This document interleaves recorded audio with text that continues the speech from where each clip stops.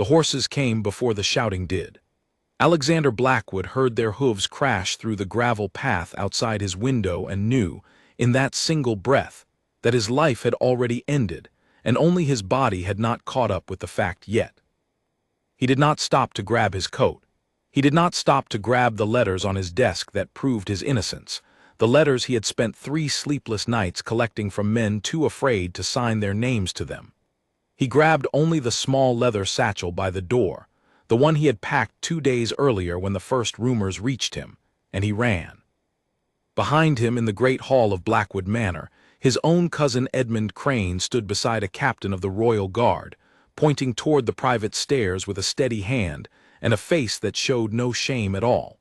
Edmund had planned this for months.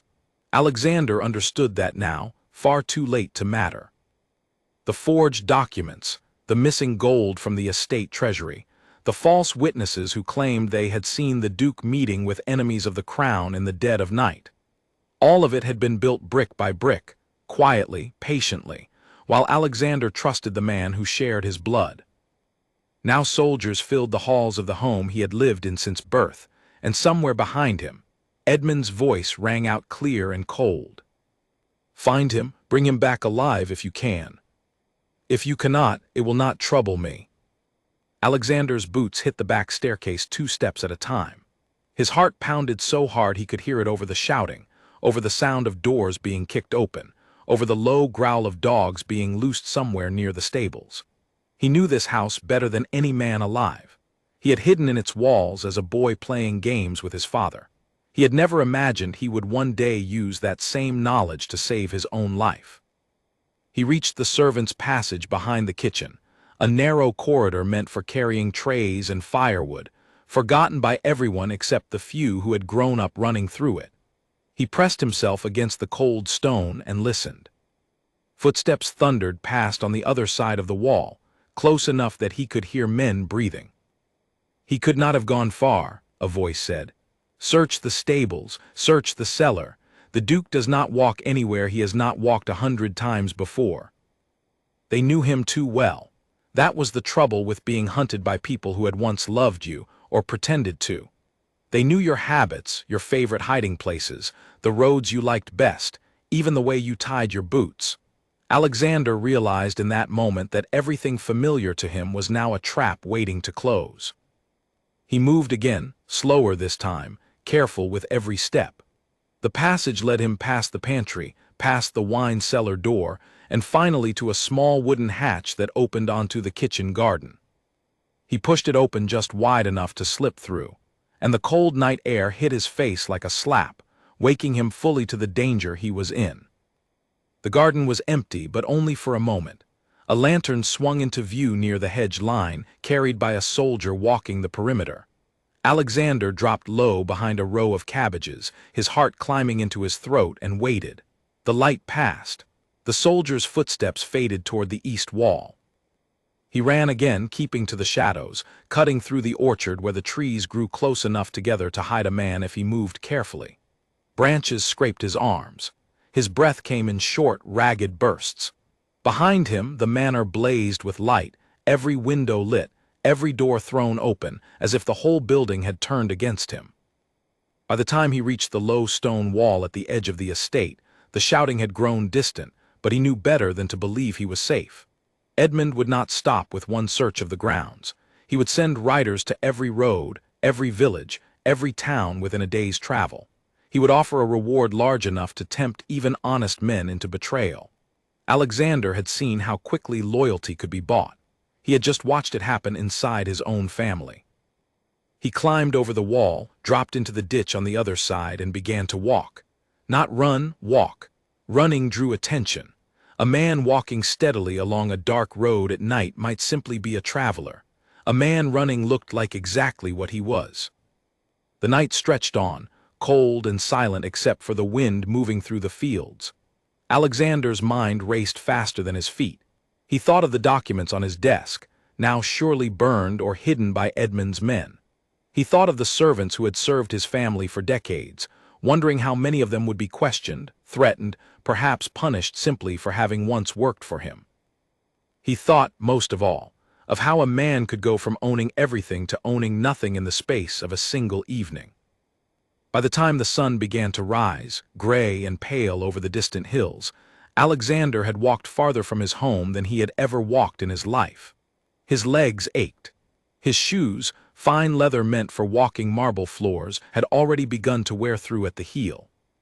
He found a stream and drank from it with cupped hands, then splashed the cold water over his face, trying to wash away the exhaustion that threatened to pull him down where he stood. It was there, kneeling by the stream, that he first understood the size of the problem he faced. He could not travel as himself. Every road leading away from Blackwood Manor would soon carry riders searching for a young nobleman, tall, dark-haired, dressed in fine clothing even if travel-worn. Every inn, every farmhouse, every village square would have his description within days. Edmund had resources, connections, and now the full authority of a stolen title. Alexander had nothing but the clothes on his back, and a satchel with a little money, and no plan at all. He sat by the stream for a long while, turning the problem over in his mind the way his old tutor had taught him to turn over difficult questions of law and history. What would a hunted man do if the hunted man were clever? He would not try to outrun his pursuers. He could not. Horses were faster than legs, and Edmund's men had horses in abundance. He would not try to hide in the wilderness, either, not through a season that was already turning cold, not without shelter or food beyond what he could forage. No, if he wanted to survive, he needed to become someone the hunters would never think to look at twice. The idea came to him slowly, the way ideas often do when a person is too tired and too frightened to think clearly, and yet somehow the exhaustion cleared a path for it rather than blocking it. Soldiers searching for a duke would look for a man. They would look for someone strong, someone proud, someone who still carried himself the way a nobleman carries himself even in disguise. They would not look twice at an old woman, hunched and slow, moving along the road with the particular tired patience of someone who had lived a long, hard life and expected nothing more from it. It was a strange thought, almost foolish, and for a moment Alexander nearly laughed at himself for considering it. But the laugh died quickly, because the more he turned the idea over, the more sense it made. Desperate situations called for solutions that a comfortable man would never accept. He was no longer comfortable. He had not been comfortable since the moment those hooves had crashed through the gravel outside his window. He continued walking until he came upon a small farmhouse, dark and quiet in the early morning light, with a clothesline strung between two posts near the back door. Worn dresses hung there, faded gray and brown, along with a shawl thick enough to hide a person's shape and a wide-brimmed bonnet that would shadow most of the face. Alexander stood at the edge of the yard for a long moment, ashamed of what he was about to do, and yet unable to think of any better path forward.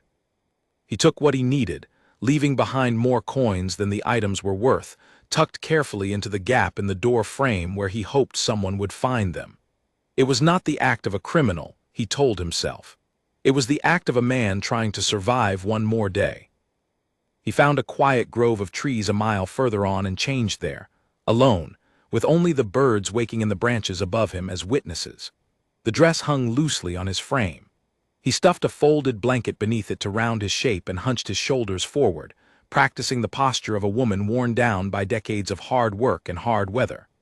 He smeared dirt lightly across his hands, dulled the shine of his boots as best he could, and pulled the bonnet low over his face. When he caught his reflection in a still puddle of water near the grove, he almost did not recognize himself. The tall, proud Duke of Blackwood Manor was gone. In his place stood a stooped, silent old woman, the kind of figure people passed on the road without a second glance, the kind of person the world had long ago stopped noticing. It should have felt like a defeat. In some ways it did. But as Alexander stepped back onto the road, moving slowly, dragging one foot slightly the way he imagined an old woman with aching joints might walk, he felt something else beneath the fear and the shame. He felt, for the first time since the hooves had crashed through the gravel the night before, a small and fragile thread of hope. The hunters were looking for a duke. They would find only an old woman, silent and forgettable, walking a road that led toward a village he had never visited in his life. carrying nothing but a satchel and a secret heavy enough to end him if it was ever discovered. Behind him, far in the distance, he heard the faint sound of horses again, riding hard along a different road, moving away from him rather than toward him. For now, at least, the disguise was working. For now, at least, he was still alive. He did not know yet where he would sleep that night, or who he could trust, or how long a man could survive wearing another life like a stolen coat. He knew only that Edmund Crane had taken his home, his title, and very nearly his life, and that somewhere ahead of him, on a road he had never traveled, lay whatever chance he had left to take it all back. He kept walking, and the village grew closer with every slow, careful step. The village of Ashford appeared first as smoke rising from chimneys, thin gray lines against a pale sky, and then as rooftops clustered along a muddy road that curved down into a shallow valley. Alexander slowed his steps even further as he approached, forcing himself to remember every detail of the posture he had practiced.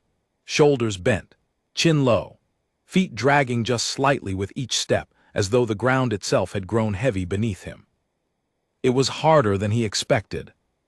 A lifetime of standing straight, of walking into rooms as though he owned them, because in most cases he did, could not be undone in a single night. He caught himself twice straightening his back without meaning to, and both times he forced himself down again, cursing silently at how easily old habits returned even when his life depended on burying them. The first person he passed was a boy driving a small herd of goats along the road. The boy glanced at him, or rather at the old woman he appeared to be, and looked away again just as quickly, uninterested. It was, Alexander realized with something close to relief, exactly the reaction he wanted. No fear, no curiosity, simply the natural dismissal that people offered to strangers who did not seem worth their attention. He reached the edge of the village proper by mid-morning, his legs aching from the disguise's awkward posture, and his stomach twisting with a hunger he had been ignoring since the night before. The marketplace stretched before him, a scattering of wooden stalls selling bread, vegetables, cloth, and tools, with villagers moving between them in the unhurried rhythm of people going about an ordinary day. Alexander watched them for a long moment from the shadow of a doorway, studying how they spoke to one another, how they moved, trying to absorb enough of their manner to blend in rather than stand out. He approached the bread stall first, since hunger had become the loudest voice in his mind, drowning out even his fear. The woman behind the stall, heavy-set and sharp-eyed, looked him over with open suspicion the moment he drew close. "What do you want, then?" she asked, not unkindly, but not warmly either. Alexander lowered his voice, roughening it, pitching it higher and thinner than his natural tone, the way he imagined an old woman's voice might sound after decades of hard living. "Only a small loaf, if you would spare one. I have little to offer in trade, I am afraid, but I would be grateful for any kindness." The woman's eyes narrowed further. "Little to offer, that is what everyone says these days. I cannot feed the whole road on kindness alone." She turned back to her stall, dismissing him entirely, and Alexander felt a flush of something he had never experienced before in his life. The particular sting of being turned away, of being judged unworthy of even the smallest generosity. He moved on, trying the next stall and the one after that, offering the few coins he had left, only to be waved off by merchants who had clearly grown weary of beggars passing through their village. Ashford, he began to understand, was not a wealthy place. The harvest that year had apparently been poor, and the villagers guarded what little they had with the fierce protectiveness of people who had learned not to trust in tomorrow's good fortune. By early afternoon, hunger had become a physical ache that made it difficult to think clearly, and Alexander found himself sitting on a low stone wall at the edge of the market square, watching the world move past him with a growing sense of despair. He had escaped Edmund's soldiers only to discover that survival on the road was its own kind of battle. One fought not with swords, but with the simple, grinding difficulty of finding food and shelter as a person nobody wished to help. A group of children ran past, laughing, chasing a wooden hoop down the muddy street, and one of them nearly collided with him. The child's mother, a thin woman with tired eyes, pulled her son back sharply. "Mind where you're going," she scolded, then glanced at Alexander with open distaste. "And you find somewhere else to sit. We do not need strangers loitering near the children." Alexander bowed his head, murmuring an apology in his disguised voice, and moved away from the square entirely, retreating toward the outskirts of the village where the buildings grew sparser, and the road turned to little more than a dirt path winding between scattered farmhouses. He told himself this was for the best. The less time he spent among people who might look too closely, the safer he remained. And yet the rejection stung more than he expected. He had spent his entire life being greeted with respect, sometimes with outright deference, wherever he went. Now, dressed as an old woman with nothing to offer, he understood for the first time what it felt like to be invisible in the worst possible way. Not the comfortable invisibility of a disguise working as intended, but the painful invisibility of being seen as worthless. As the afternoon wore on, clouds gathered overhead, heavy and gray, promising rain before evening. Alexander searched for shelter, trying the barns of 2 different farms only to be chased off by dogs before he could even explain himself. At the second farm, the farmer himself appeared in the doorway with a raised voice and an unmistakable threat in his tone, warning the old woman to keep moving before he found a reason to make her regret lingering. Alexander kept moving. What else was there to do? He walked until his legs shook with exhaustion, until the first fat drops of rain began to fall, cold and sharp against his face, until the light began to fade from the sky and the temperature dropped with the coming of evening. He passed more houses, more farms, and at each one he was met with the same suspicion, the same quick dismissal, the same closed doors. It was a strange and bitter lesson for a man who had once controlled vast lands and commanded hundreds of servants. He had always believed, in some distant, unexamined way, that kindness was common, that most people were generous when given the chance to be. Now he understood that kindness, real kindness offered freely to a stranger who could give nothing in return, was rare enough to feel like a miracle when it finally appeared. By the time full darkness settled over the countryside, Alexander had reached the far edge of the village, where the last few houses gave way to open fields and a narrow lane bordered by a low wooden fence. The rain had grown steadier, soaking through the borrowed dress and chilling him to the bone. His feet, blistered from the ill-fitting boots, burned with every step. Hunger had become a constant, gnawing presence that made it difficult to think of anything beyond his next meal. He considered, for a brief and desperate moment, simply lying down in the field and waiting for whatever came next. The thought frightened him more than Edmund's soldiers had. A duke who gave up so easily did not deserve to reclaim his title, he told himself, forcing his aching legs to keep moving. Somewhere ahead, surely, there would be a barn with an unlatched door, or a haystack dry enough to offer some small shelter from the rain. It was then, stumbling along the darkened lane with rain streaming down his borrowed bonnet, that Alexander's foot caught on a loose stone and he fell, hard, into the mud at the edge of the road. Pain shot through his ankle, sharp and immediate, and for a moment he simply lay there, too exhausted and too defeated to rise. He heard footsteps approaching before he saw who they belonged to. Panic flared briefly. Had someone recognized him despite everything? But the footsteps were light, unhurried, and when he finally looked up through the rain, he saw only a young woman standing over him, a basket balanced on one hip, her expression not one of suspicion but of concern. "Are you hurt?" she asked, crouching down beside him without hesitation, setting her basket in the mud without seeming to care about the state of her own clothes. "Here, let me help you up." Alexander stared at her for a moment, too stunned to answer immediately. Her face, half-shadowed in the fading light, held none of the wariness he had grown used to throughout the long day. She simply looked worried, the way one person looks at another in trouble, without calculation, without suspicion, without the closed-door caution that had followed him through every farm and every stall in Ashford. "I am well enough," he managed finally, remembering to keep his voice thin and rough. "Only clumsy, I am afraid. An old woman's feet do not always listen to her any more." The young woman smiled faintly at that, a small, kind expression that seemed entirely out of place after the day Alexander had endured. Feet rarely listened to anyone, old or young, Come, let me help you. You cannot stay out here in this rain, you will catch your death. She offered her arm, and Alexander, after a brief hesitation born of instinct rather than necessity, accepted it.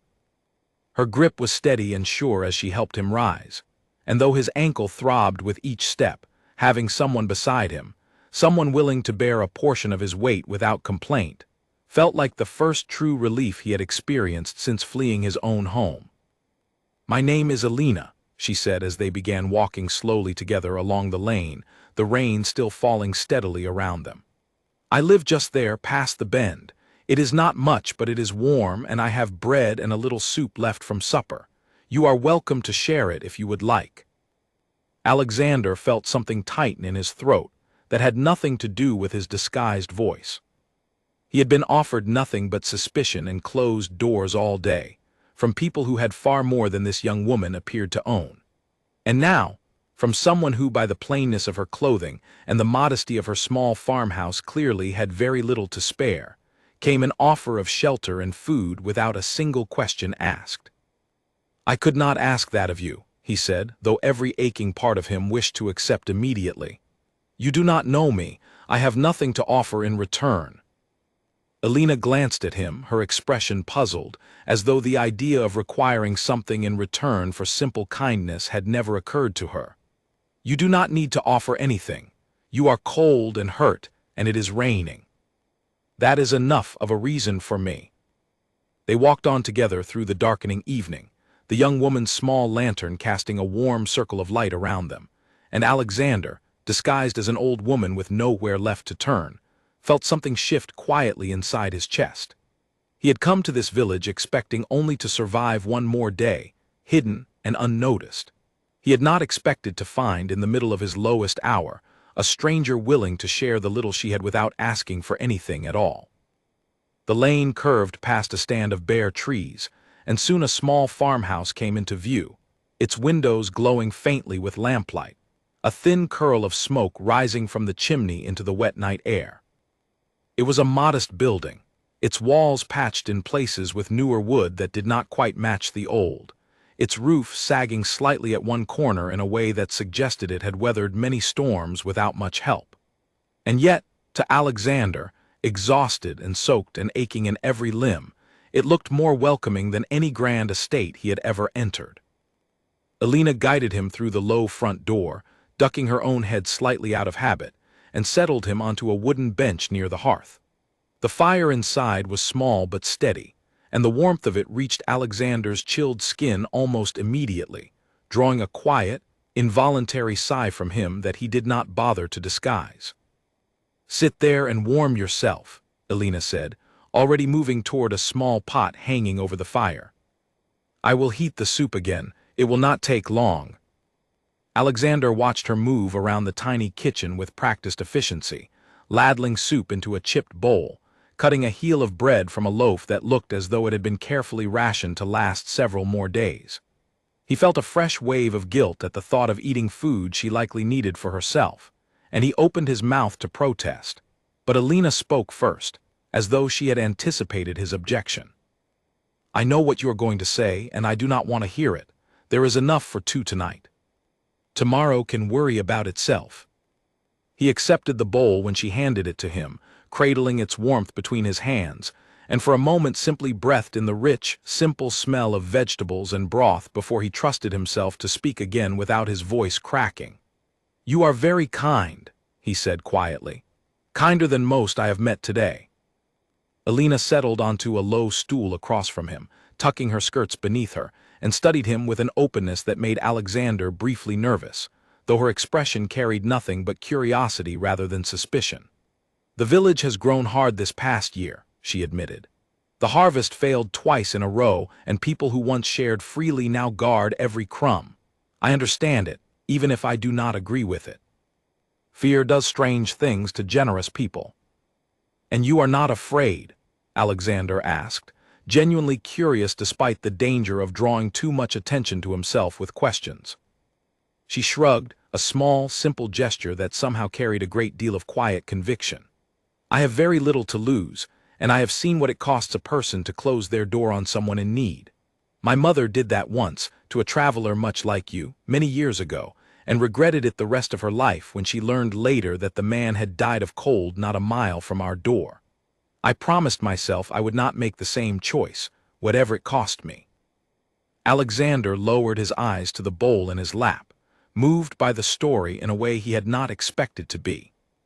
He thought of Edmund, of the ease with which his own cousin had turned against him, of the soldiers who had hunted him through his own halls, and he found the contrast almost unbearable.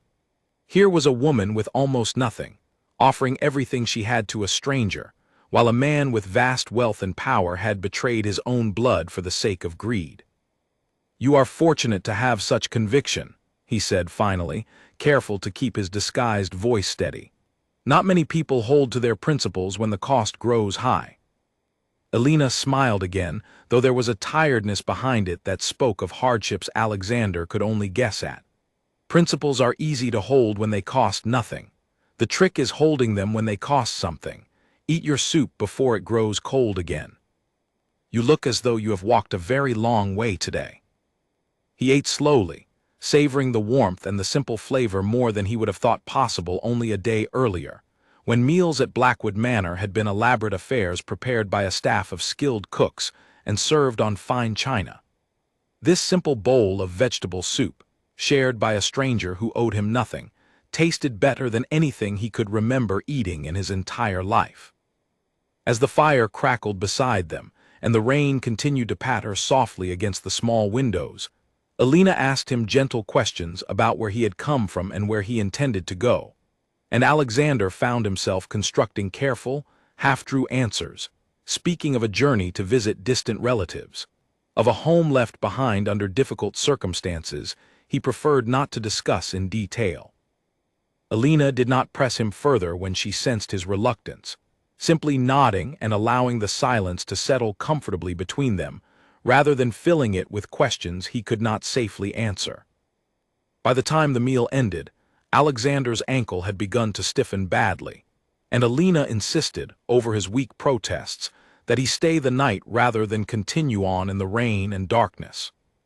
She prepared a small pallet near the fire, laying out a worn but clean blanket, and though Alexander's every instinct as a nobleman rebelled against accepting such humble accommodations, exhaustion and gratitude won out over pride. "Thank you," he said again quietly as she banked the fire for the night. "I will not forget this kindness." Alina paused at the doorway to her own small room, glancing back at him with an expression he could not quite read in the dim firelight. "It is only soup and a blanket," she said softly. "Do not make more of it than it is." But as Alexander lay on the pallet that night, listening to the rain finally beginning to ease outside and feeling warmth return slowly to his aching limbs, he knew she was wrong. It was not only soup and a blanket. It was the first true kindness he had received since fleeing his own home, offered by someone who had no reason to give it and every reason, given the state of the village around her, to refuse. He did not yet know how much that single act of kindness would come to matter, or how dangerous it might become for the woman offering it, once the soldiers searching for a fallen duke finally found their way to Ashford. Morning came slowly to the little farmhouse, gray light seeping through the thin curtains long before Alina rose to stir the fire back to life. Alexander woke to the sound of her moving quietly around the kitchen, careful not to disturb him, and for a moment, still half caught in sleep, he forgot entirely who he was pretending to be. He nearly sat up straight, nearly spoke in his own natural voice, before the ache in his ankle and the itch of the borrowed dress reminded him sharply of the danger he remained in. He shifted carefully, hunching his shoulders as he had trained himself to do, and offered a soft, rasping greeting as Alina glanced over at him. "Good morning," he said, pitching his voice thin and worn. "I did not mean to sleep so late." "You needed the rest," Alina replied, setting a small pot over the fire. "How is your ankle this morning?" Alexander tested it carefully, wincing as he put weight on it. The swelling had not entirely gone down, though it felt somewhat better than the night before. "Sore, but bearable. I have troubled you enough already. I should be on my way soon, and let you return to your own day." Alina did not look up from the pot she was tending. "You are not troubling me, and you will not be walking far on that ankle today, whatever you tell yourself. Stay another day, at least until the swelling settles. I have chores to finish outside, but you are welcome to rest here by the fire." Alexander wanted to refuse, wanted to insist that he could not impose further on her generosity. But the truth was that his ankle throbbed with every small movement, and the thought of walking the muddy roads again so soon filled him with genuine dread. He accepted her offer with quiet gratitude, and she nodded once, satisfied, before gathering a basket and heading out into the misty morning to tend whatever animals and small crops the farm still supported. Alone in the farmhouse for the first time, Alexander allowed himself a moment to simply sit, to breathe, to let the strange reality of his situation settle over him fully. 2 days earlier he had commanded an estate with dozens of servants, vast fields, and a name that opened every door in the region. Now he sat hunched by a stranger's hearth, disguised as an old woman, grateful for a bowl of soup and a borrowed blanket. The contrast was so extreme, it almost felt like a story told about someone else's life, rather than his own. He used the quiet morning to think, turning over everything he knew about Edmund's betrayal, searching for any thread he might pull to unravel the lies his cousin had constructed. Edmund had always been ambitious, always resentful of the fact that the title had passed to Alexander rather than to himself, despite their being cousins of nearly equal standing within the family. But ambition alone did not explain the speed and precision of the plot against him. Someone had helped Edmund forge the documents. Someone had coached the false witnesses in their testimony. Alexander suspected at least one member of the family council had been involved, though he could not yet say which one or how deeply. His thoughts were interrupted by the sound of Alina returning, her basket now filled with eggs and a small bundle of herbs. She set them on the table and glanced at him with a curious expression. "You have been very quiet this morning," she observed, settling onto the stool across from him. "Most travelers I have sheltered talk endlessly about where they have been and where they are going. You have told me almost nothing."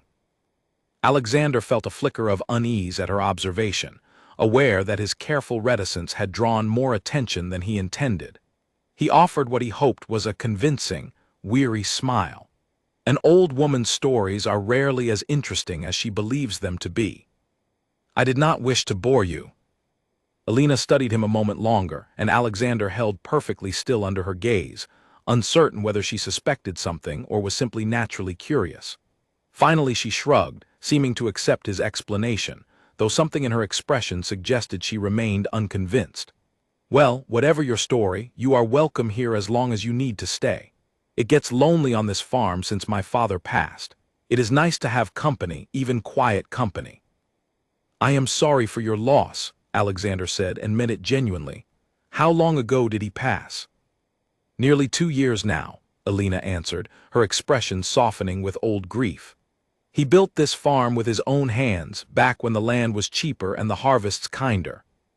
I have managed it alone since, though it grows harder each season.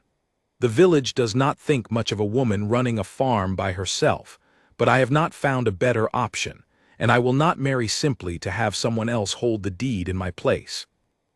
There was a quiet defiance in the way she said it, a stubbornness that reminded Alexander, oddly, of his own father, who had never bent easily to what others expected of him either. He found himself admiring her more with every conversation, this young woman who had chosen a harder, more independent path rather than surrender her freedom for the sake of convenience or security. The day passed quietly, filled with small tasks and quieter conversation, and by evening Alexander felt more settled in the farmhouse than he would have thought possible only a day before. Alina prepared another simple meal, and they ate together by the fire as the light faded outside, the silence between them comfortable rather than strained. It was during that second evening that the first real trouble arrived. A sharp knock sounded at the door, 3 quick raps that carried an unmistakable authority. Alina rose immediately, glancing toward Alexander with a flicker of confusion before crossing to answer it. Alexander's heart began pounding the moment he heard the voice on the other side of the door, low and commanding, the unmistakable tone of a man accustomed to being obeyed. "Evening, I am Captain Henry Colt, serving under the authority of the Regional Council. We are searching the villages along this road for a fugitive, a nobleman who has fled justice under serious charges. Have you seen any strangers passing through recently?" Alexander's blood turned to ice. He kept his head bowed low, hunching further into the shadows near the fire, forcing his breathing to remain slow and steady despite the panic clawing at his chest. He had known this moment would come eventually, had prepared himself as best he could for the possibility, and yet nothing could have truly readied him for the sound of that voice so close, so certain, so clearly capable of ending everything he had managed to preserve since fleeing Blackwood Manor. Alina's voice, when she answered, remained admirably steady. "No strangers have passed this way that I have seen, Captain. Only the usual travelers on the road, nothing out of the ordinary." "You live alone here?" the captain asked, and Alexander heard the faint creak of the door widening, as though the man were leaning forward to peer past Alina into the small farmhouse. "I do," Alina confirmed, "since my father passed." There was a pause, long enough that Alexander's pulse hammered painfully in his throat. He kept perfectly still, praying the shadows near the fire and his hunched, elderly posture would be enough to avoid drawing the captain's attention, even from a distance. "And who is that by your fire?" the captain asked finally, his tone sharpening slightly with curiosity. Alexander felt his entire body go rigid, certain in that moment that everything was about to unravel, that the disguise which had carried him this far was about to fail at the worst possible moment, in front of the one person who had shown him genuine kindness since his flight began. Alina did not hesitate. "My aunt," she said smoothly, without the slightest tremor in her voice. "She has come to stay with me for a time. Her health has not been good, and she cannot travel much these days. You will forgive her for not rising to greet you, Captain. Standing troubles her greatly." Alexander kept his eyes fixed on the fire, not daring to look toward the door, his heart pounding so loudly he feared the captain might somehow hear it from where he stood. The seconds stretched unbearably long before the captain spoke again, his tone slightly less sharp than before, though still carrying the wariness of a man trained to suspect deception in every corner. "I see. Well, if you do happen to see anyone unfamiliar passing through, particularly a man traveling alone or in unusual company, you are to report it immediately to the authorities in the district town. There is a considerable reward for information leading to his capture, and considerable consequences for anyone found to have knowingly assisted him." "I understand, Captain," Alina replied. "I will certainly report anything unusual." The door closed a moment later, and Alexander listened, still frozen, as heavy footsteps retreated across the muddy yard, followed eventually by the distant sound of horses moving away down the lane. Only when the sound had faded entirely into silence did he allow himself to breathe again, a long, shaking exhale that seemed to release days of accumulated fear all at once. Alina crossed the room slowly and sat back down across from him, her expression unreadable in the firelight. For a long moment, neither of them spoke. "You are no aunt of mine," she said finally, quietly, though not unkindly. "And I do not think you are simply an old woman traveling to visit relatives." Alexander's throat tightened. The moment he had feared since arriving in Ashford had finally come, though not in the way he had expected. Alina had not betrayed him to the captain. Instead, she had lied to protect him, a stranger she barely knew, at real risk to herself. And now she sat across from him, waiting, clearly expecting some measure of honesty in return. "No," he admitted quietly, his own natural voice slipping through for just a moment before he caught himself and lowered it again. "I am not." Alina's eyes widened slightly at the change in his tone, and Alexander saw the pieces beginning to fall into place behind her expression, saw her gaze travel over his hands, his posture, the way he held himself even now despite his best efforts to remain hunched and small. He had heard the word fugitive from the captain's own mouth, spoken practically within arm's reach of them both, and he understood with a sinking certainty that Alina was far too intelligent not to have connected it to the strange, quiet traveler she had taken in. "You are the man they are searching for," she said slowly, not quite a question, though her voice carried a note of disbelief rather than fear. "The nobleman, are you not?" Alexander closed his eyes for a moment, weighing the enormous risk of confirming what she had already guessed against the equally enormous risk, continuing to lie to the one person who had risked her own safety to protect him. In the end, exhaustion and something that felt almost like relief won out over caution. "I am," he admitted. "Though I promise you, whatever charges have been brought against me are lies. I did not commit the crimes I am accused of. I was betrayed by my own family, and I fled only to survive long enough to prove my innocence." Alina sat very still, studying him in the flickering firelight, and Alexander braced himself for anger, for fear, for the demand that he leave immediately before he brought further danger to her door. Instead, after a long, tense silence, she simply asked, "And this disguise? Whose idea was this?" Despite everything, despite the fear and exhaustion still coursing through him, Alexander felt the corner of his mouth twitch toward something close to a smile. "Mine, I am afraid." It seemed, in the moment, like my best chance of survival. Alina's expression shifted, something almost like amusement flickering briefly across her tired features. "It is a terrible disguise," she said. "Your hands are far too strong for an old woman's, and you keep forgetting to hunch properly when you think no one is watching." "I am aware," Alexander admitted. "I have had very little practice." They sat together in silence for a while longer, the fire crackling softly between them, and Alexander waited, uncertain and afraid, for Alina to decide what she intended to do with the dangerous truth he had just placed in her hands. Finally, she rose and moved to bolt the door more securely, checking the small windows to be sure the curtains were drawn fully closed. Only when she was satisfied that no one could see into the farmhouse did she return to her seat, folding her hands calmly in her lap.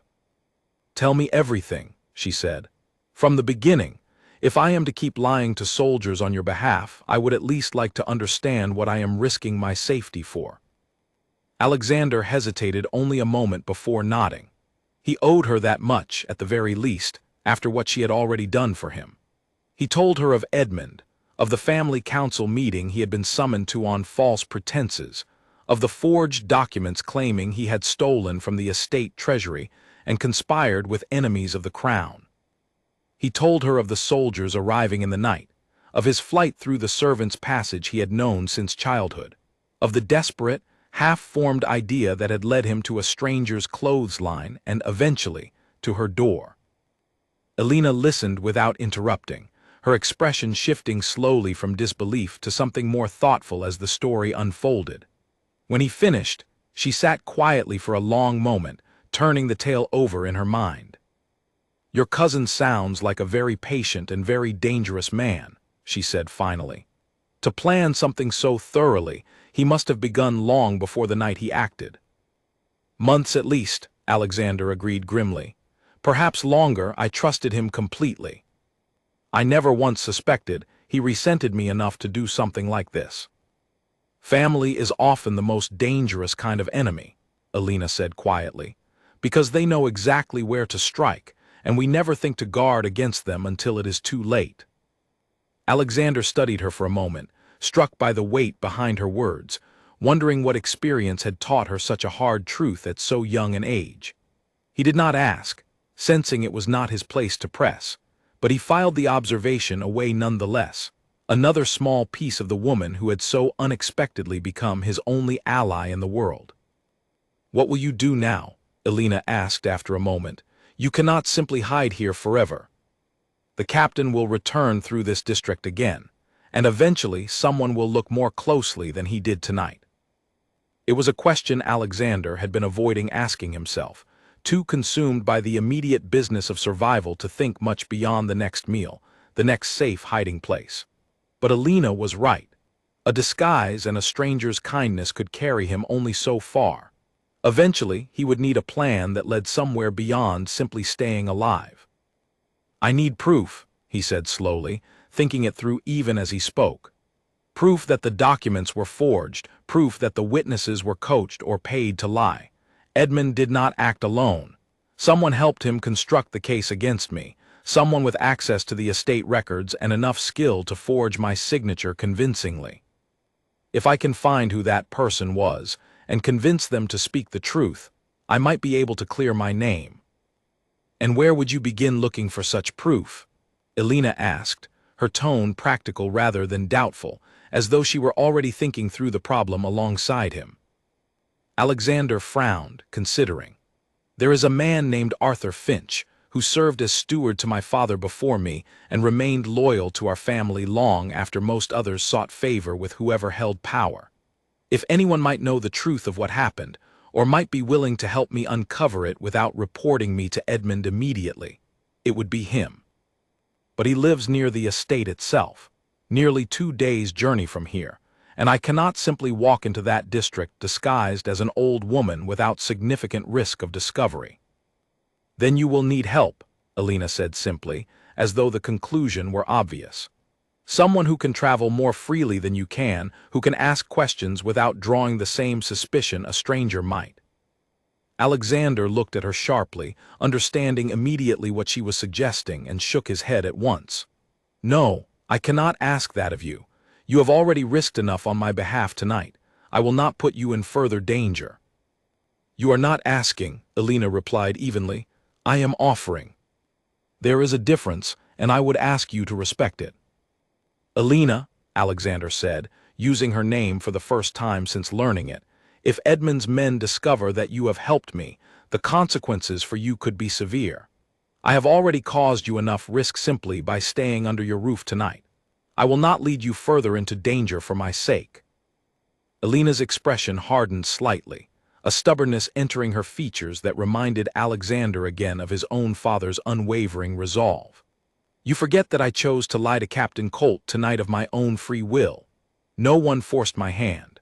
I did it because it seemed the right thing to do, watching an innocent man hide by my fire while soldiers hunted him for crimes I do not believe he committed. Having made that choice, I do not intend to abandon it now simply because the path forward grows harder. Alexander opened his mouth to argue further, but something in her steady gaze stopped him. He recognized, in that moment, that Elena was not a woman easily swayed once she had settled on a course of action, and that continuing to argue would only insult the conviction she had just expressed so plainly. Very well, he said finally, quietly, but you must understand fully what you are risking before you commit to anything further. This is not a small matter. If we are caught, the consequences will not be gentle for either of us. I understand, Elena said. I am not deciding this lightly. But I have watched this village grow harder and more frightened over the past year, watched neighbors turn away from neighbors out of fear of losing what little they have left. I do not wish to become like that. If I can help set right an injustice, even at some risk to myself, I would rather try than spend the rest of my life wondering what might have happened if I had simply closed my door and looked away. They sat together a while longer, the fire slowly burning down to embers, discussing in quiet, careful voices what steps might come next. Alexander explained what he knew of Arthur Finch, of the small cottage where the old steward had retired after decades of service, of the discreet questions that might be asked in the district near the estate without drawing suspicion back to either of them. Elena listened carefully, asking sharp, practical questions of her own, questions that revealed a mind far more capable and far more clear-thinking than Alexander had initially given her credit for. By the time they finally settled in for the night, the fire reduced to a dim orange glow, Alexander found himself looking at Elena with something beyond simple gratitude. She had every reason to turn him away, every reason to protect herself and her small, hard-won farm from the danger he represented. Instead, she had chosen, deliberately and with clear eyes, to stand beside a stranger against forces far more powerful than either of them alone. He did not yet know whether her courage would be enough to save him, or whether it would instead drag her down into the same danger that had already destroyed his home and his name. But as he lay by the dying fire that night, listening to the quiet sounds of the farmhouse settling around him, he found himself grateful, more deeply than he had words to express, that on the darkest night of his life, He had stumbled into the path of someone willing to help a solitary old woman she had never met before, and who had turned out, in the end, to be so much more than that. 3 days passed at the farmhouse before Alexander's ankle healed enough to bear his full weight without pain, and in that time, something unexpected began to take shape between him and Alina. What had begun as a desperate act of survival, a stranger accepting shelter from a kind young woman, had slowly grown into something closer to genuine partnership, built on shared risk and careful, quiet trust. Alina had taken to studying him more closely once the truth was known between them, and Alexander found himself the subject of gentle, persistent correction whenever his disguise slipped. She caught him standing too straight while tending the fire one morning and cleared her throat pointedly until he remembered to hunch again. She noticed the way his hands moved when he spoke, too quick and precise for a woman who supposedly suffered from aching joints, and taught him to slow his gestures, to let his fingers tremble slightly as though age had worn away their steadiness. "You must think of every movement as belonging to someone else," she told him one afternoon, watching him practice walking slowly across the small kitchen. "Not to yourself. A duke moves as though the world will part for him. An old woman moves as though she has learned, through long experience, that the world rarely bothers to notice her at all." Alexander found the lesson both humbling and strangely valuable. He had spent his entire life being noticed, being deferred to, being granted space and attention simply by virtue of his birth. Learning to move through the world as someone entirely overlooked taught him things about ordinary life that his privileged upbringing had never allowed him to see. He began to notice, for the first time, how differently people treated those they judged unimportant. He saw it in the market days later, when he accompanied Alina on a supply trip, watching from beneath his bonnet as merchants who greeted Alina with polite civility barely spared him a glance at all. It should have troubled him more than it did. Instead, he found it oddly clarifying. Stripped of his title, his fine clothing, his commanding presence, he was simply another face in the crowd, and the experience taught him more about the true character of the people around him than years of formal receptions at Blackwood Manor ever had.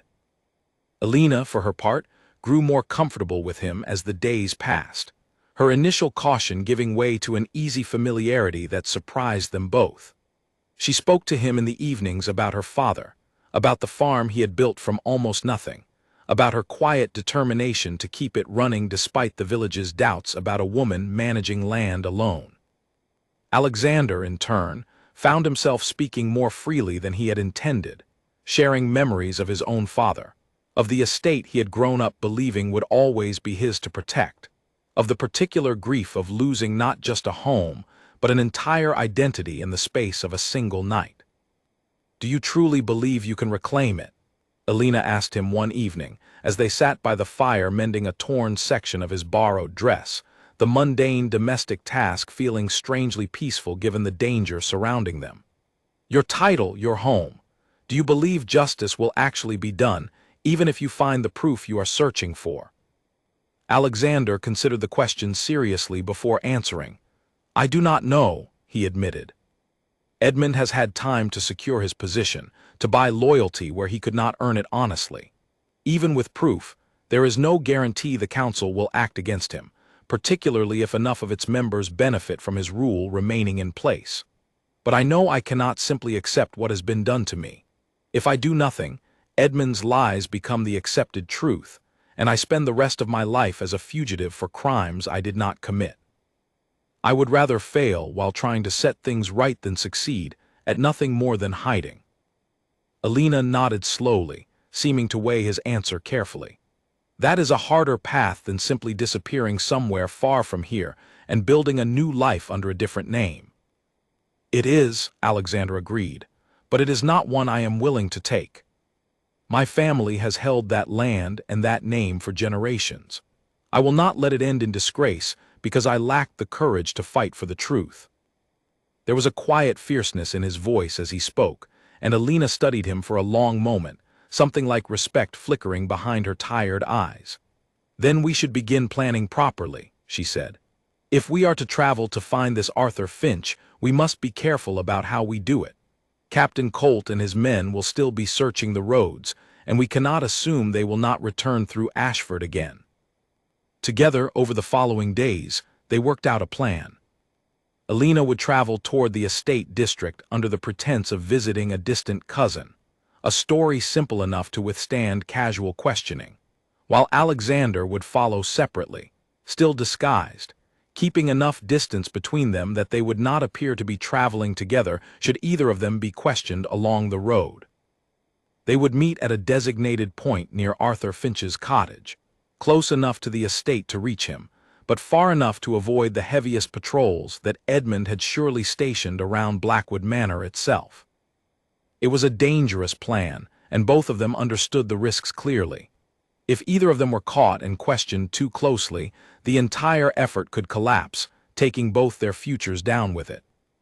And yet, as they finalized the details late one evening, Alexander found himself grateful beyond measure that he no longer faced this impossible task entirely alone. "Why are you truly doing this?" he asked her finally, unable to hold back the question any longer. "You have already risked so much simply by sheltering me. Why continue further into greater danger for a stranger you met only days ago?" Alina was quiet for a long moment, staring into the fire as though searching for the right words.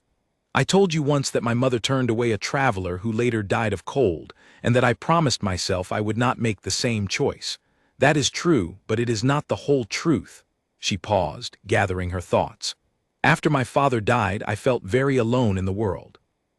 The village does not know quite what to make of a woman running a farm without a husband or father to answer to. People are polite enough, but there is always a distance, always a sense that I do not quite belong the way I once did when my father was alive to stand beside me. When I found you on that road, hurt and desperate and utterly without anyone to turn to, I understood something of what you were feeling, even if the circumstances were entirely different. I could not simply walk past that. I did not want to become the kind of person who could." Alexander felt something shift in his chest at her words, a warmth that had nothing to do with the fire beside them. "You are a remarkable woman, Alina," he said quietly. "Whatever happens with Edmund, whatever becomes of my title and my name, I will not forget what you have done for me. I do not believe I could have survived even these few days without your help." Alina offered a small, embarrassed smile, clearly unaccustomed to receiving such earnest gratitude. "Do not thank me yet," she said, deflecting with practiced ease. "We have not yet succeeded at anything beyond keeping you fed and hidden for a few days. Save your gratitude for when we have actually accomplished something worth celebrating." Despite her words, Alexander could see that his sincerity had touched her, and in the quiet warmth of that small farmhouse, surrounded by the constant danger of discovery, something had begun to grow between them that neither of them fully acknowledged aloud, though both, in their own way, seemed to sense it taking shape. The market trip Alexander had accompanied Alina on proved more tense than either of them expected, and it taught him a lesson about the fragility of his disguise that he carried with him long afterward. They had gone together under the simple pretense of an old aunt needing fresh air and a walk, and for the first half of the visit, everything proceeded smoothly enough. Alexander kept his head low, his steps slow and shuffling, and the villagers paid him no more attention than they had on his first, disastrous day in Ashford.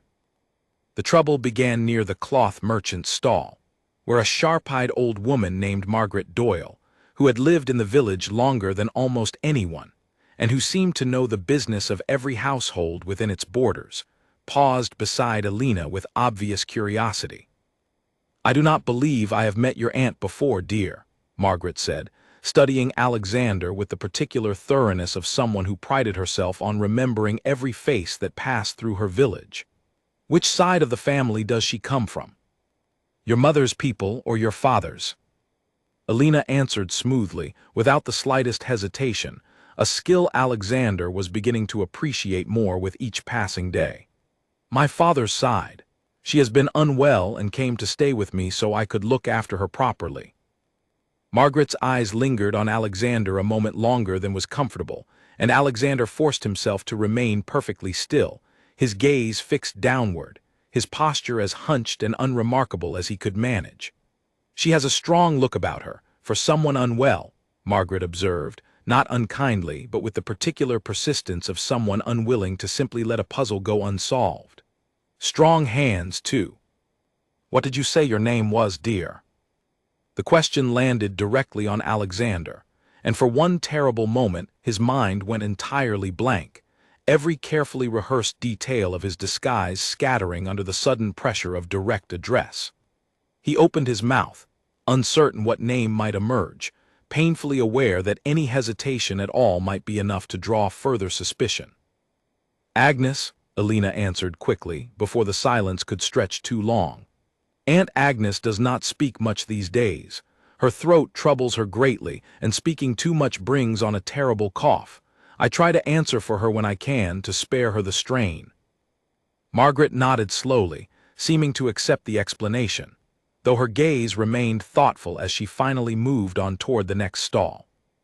Alexander did not release the breath he had been holding until she was well out of earshot, and even then, his heart continued pounding uncomfortably for a long while afterward.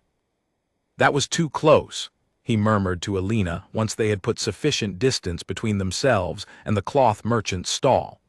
"I nearly ruined everything simply by failing to answer a question." "You did well enough," Alina replied quietly, though he could hear the tension still lingering in her own voice. "But you are right that it was close. We will need to prepare better answers before we travel further. Simple questions like your name, where you were born, how long you intend to stay. If we cannot answer smoothly, every conversation becomes a danger." They spent that evening, and much of the following day, working through exactly such preparations, Alina patiently drilling him on a constructed history for the character he was portraying, Aunt Agnes, a widow from a small town some distance north, prone to illness and quiet by nature, visiting her niece for reasons of health and companionship. Alexander found the exercise strange and humbling in equal measure. A duke of considerable education reduced to memorizing the invented biography of a fictional old woman, repeating simple details again and again, until they came to him without hesitation or thought. "You must believe it yourself," Alina told him, watching him practice answering a series of rapid questions she fired at him without warning. "The moment you think of it as a lie you are telling, your face will show it. You must think of Agnes as someone real, someone whose life you understand as well as your own." It was strange advice, and stranger still to follow, but Alexander found that as the days passed, he did begin to think of Agnes almost as a separate person occupying the same body, a quiet, weary woman with her own small history, her own manner of speaking, her own way of moving through the world.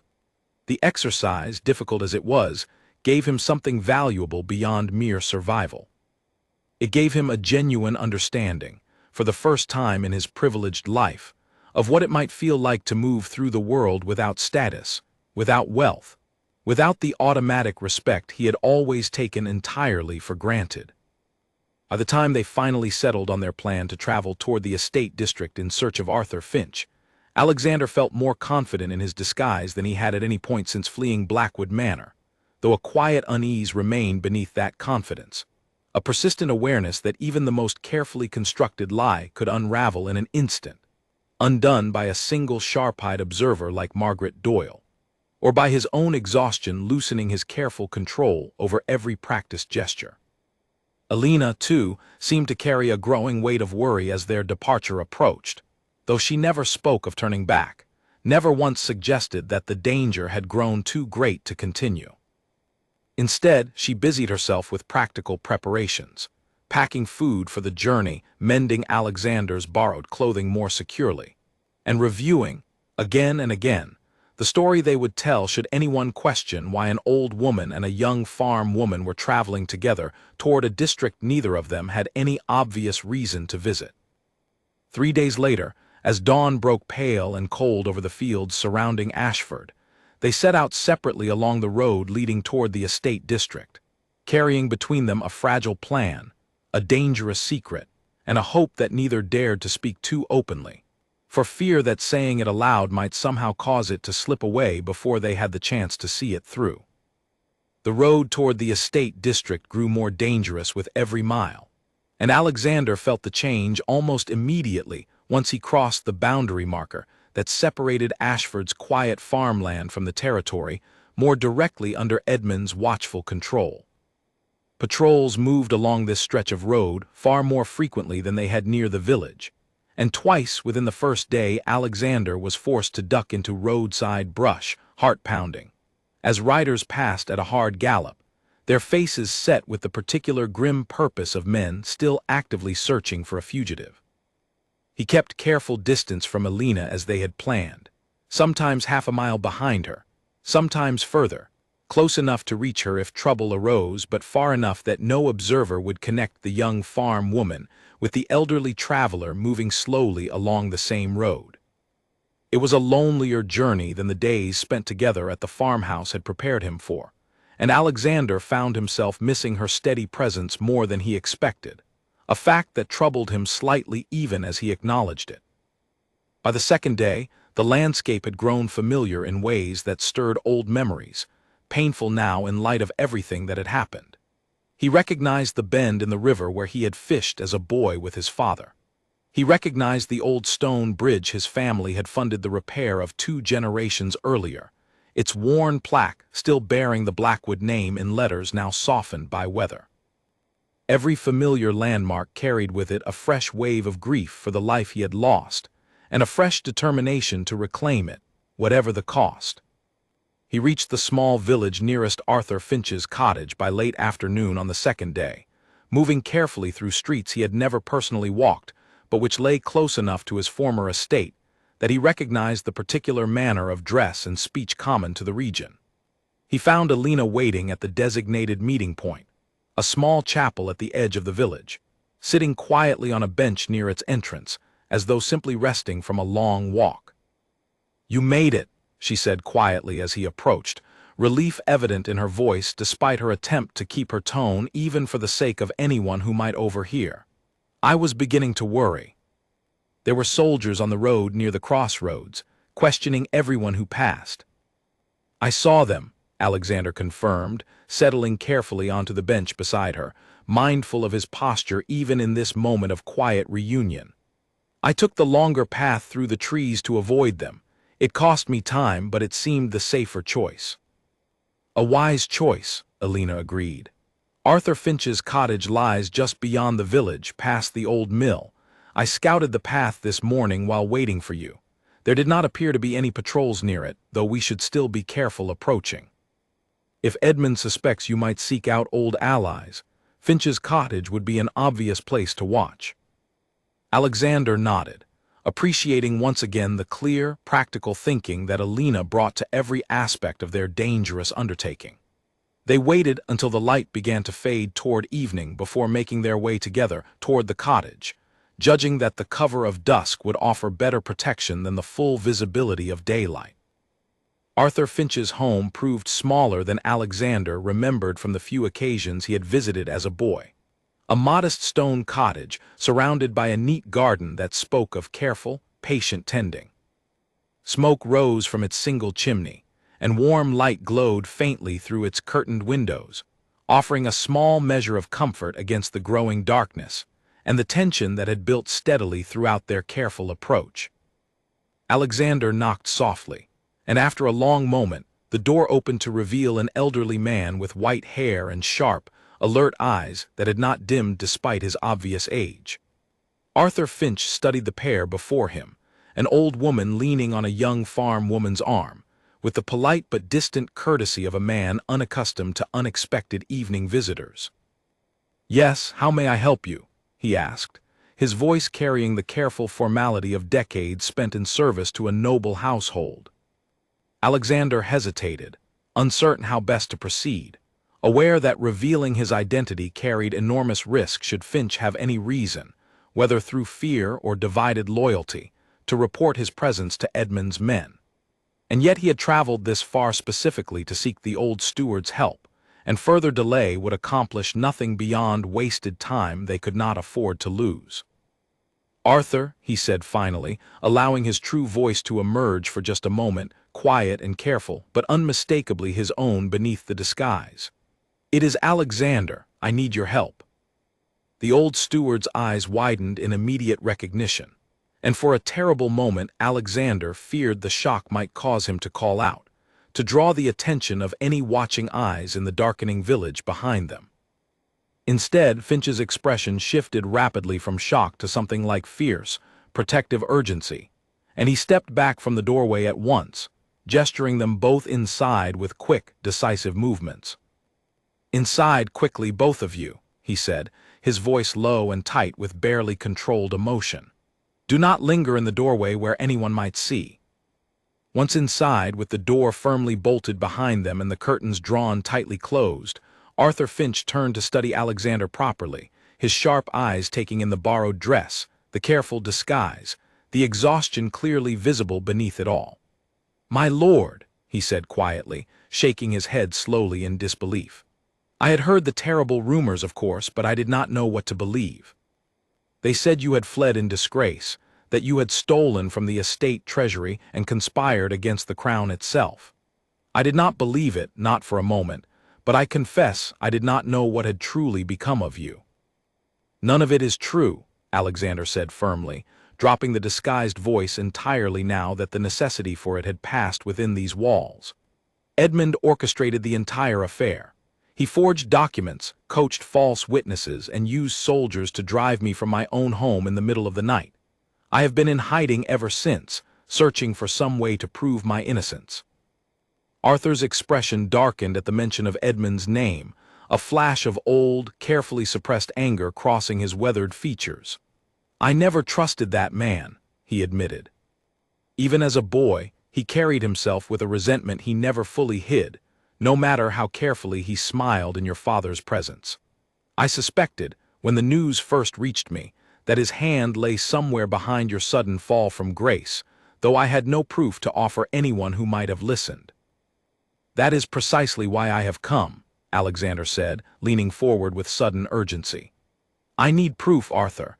I need something that shows the documents were forged, or that the witnesses against me were paid or threatened into lying. You served my father for decades, and you served me faithfully as well. If anyone within our household might know something useful, some detail that could help unravel Edmund's lies, I believed it would be you." Arthur was quiet for a long moment, his gaze distant as he turned the question over carefully in his mind. Alina watched the exchange with quiet attention, saying nothing, allowing Alexander and the old steward the space to work through the delicate matter without interruption. "There is something," Arthur said finally, his voice low and careful, as though even within his own bolted cottage he feared being overheard. "Before I retired from my post, I noticed irregularities in the estate ledgers, discrepancies in the treasury records that did not match the figures I had personally overseen during your father's time. I raised the matter quietly with the estate accountant, a young man named William Ashby, who seemed troubled by my questions but promised to look further into the matter. I never learned what he discovered, if anything, before Edmund's men removed me from my position shortly afterward, citing my advanced age as reason enough for retirement." Alexander felt a spark of hope ignite in his chest, the first genuine lead he had encountered since fleeing his home. "Do you know where I might find this William Ashby now?" "I do not know for certain," Arthur admitted, "though I have heard rumors he remained in the district, working now for a merchant family some distance from the estate itself, no longer trusted with any position of importance since your fall from power. If he still holds knowledge of those irregular records, and if he can be persuaded to speak honestly about what he found, it might provide exactly the proof you are searching for." "Then we must find him," Alexander said, glancing toward Alina, who nodded in immediate agreement, her expression sharpening with the same cautious hope now visible on Alexander's own face. Arthur studied the pair of them for a long moment, his sharp old eyes moving thoughtfully between Alexander's careful disguise and Alina's steady, protective presence beside him. "You have found an unlikely and valuable ally, my lord," he observed quietly. "I would advise you to trust her judgment carefully in the days ahead. A hunted man sees danger everywhere, sometimes clearly, sometimes not. and it helps greatly to have someone beside him whose eyes remain clear when his own grow clouded by fear. Alina flushed slightly at the old steward's words but said nothing, and Alexander felt a quiet warmth settle over him despite the danger still surrounding them on every side. Whatever came next, whatever risks remained ahead in tracking down William Ashby and the proof he might hold, he no longer faced the task entirely alone, and that fact alone gave him strength enough to continue forward into whatever darkness still lay ahead. They stayed only a short while longer, gathering what additional information Arthur could offer about William Ashby's likely location and the merchant family he now served, before slipping back out into the darkened village under cover of night, moving carefully and separately once more to avoid drawing unwanted attention. Behind them, Arthur Finch watched from his darkened window until they had disappeared entirely from sight, offering a silent, worried prayer for the safety of the young duke he had served so faithfully, and for the courageous young woman who had chosen, against all reasonable caution, to stand beside him. They found lodging that night in a small barn on the outskirts of the village, offered quietly by a farmer who asked no questions in exchange for a few coins, and set out again before dawn toward the neighboring town where Arthur believed William Ashby now lived and worked. The journey took the better part of a day, following narrow lanes that wound between fields still heavy with the last of the autumn harvest, and Alexander used the long walk to steady his nerves, rehearsing quietly in his mind exactly how he might approach a stranger and convince him to speak honestly about matters that could easily cost him his own position, or worse, if Edmund ever learned of it. "He may not wish to help us," Alina pointed out as they walked together for a stretch of road empty enough to risk conversation. "If he was dismissed from any position of trust after your fall, he may fear that speaking now, even to help you, will only bring further trouble down upon himself." "That is a real risk," Alexander agreed. "But if he genuinely found evidence of forged records, and if he still holds any loyalty to the truth, he may see this as a chance to set right something that has troubled his conscience since it happened. I can only ask, and hope he chooses honesty over fear." They reached the outskirts of the town by mid-afternoon, a larger settlement than Ashford, with a proper market square and several streets of shops and workshops arranged around a central well. Alina went ahead alone to make careful inquiries, judging correctly that a young farm woman asking after a former estate accountant would draw far less suspicion than an unfamiliar old woman doing the same. She returned within the hour with useful news. "He works for a cloth merchant named George Whitfield on the eastern edge of the square," she reported quietly, finding Alexander waiting in the shadow of a narrow alley where he had remained hidden during her search. "The shop closes at dusk. If we wait nearby, we should be able to catch him alone as he leaves for the evening, away from his employer's watchful attention." They waited through the remaining hours of daylight in careful, patient silence, taking turns watching the shop from a discreet distance while the other rested in the shadows of the alley. Alexander found the waiting almost unbearable, his mind circling endlessly around what he might say, how he might convince a frightened stranger to risk himself on behalf of a man he likely believed to be a criminal fleeing justice. As dusk finally settled over the square and the shop's lamps began to dim, a thin, nervous-looking man emerged from the side entrance, glancing anxiously up and down the street before setting off at a brisk pace toward the edge of town. Alina nodded once toward Alexander, confirming this was indeed William Ashby, and together they followed at a careful distance, waiting until the man had turned onto a quieter side street before approaching. "Master Ashby," Alexander said quietly, keeping his voice low and his disguised posture firmly in place despite the urgency of the moment. "A word, if you would be so kind. It concerns matters from your time at Blackwood Manor." Ashby startled visibly, spinning around with wide, frightened eyes, his hand instinctively moving toward the small satchel at his side as though preparing to defend himself or flee. "Who are you? What do you want with me?" Before Alexander could answer, the sound of approaching hoofbeats echoed from the main square behind them, growing steadily louder, accompanied by the unmistakable jingle of a mounted patrol's equipment. All three of them froze instinctively, and Alexander felt his heart lurch painfully in his chest as he recognized, even at a distance, the dark uniforms of soldiers under Edmund's command, moving purposefully through the town as though following a specific lead rather than conducting a routine patrol. "This way, quickly," Alina whispered urgently, pulling both Alexander and the startled accountant into the narrow gap between two buildings, pressing them all back into the deepest shadows as the sound of hooves drew nearer along the street they had just been standing upon.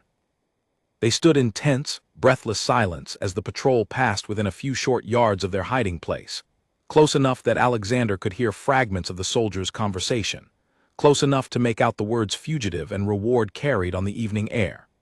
His pulse pounded so loudly in his own ears that he feared it might somehow betray their position, and beside him, he felt Ashby trembling visibly, clearly terrified by the sudden, unexplained danger he had been thrust into without warning.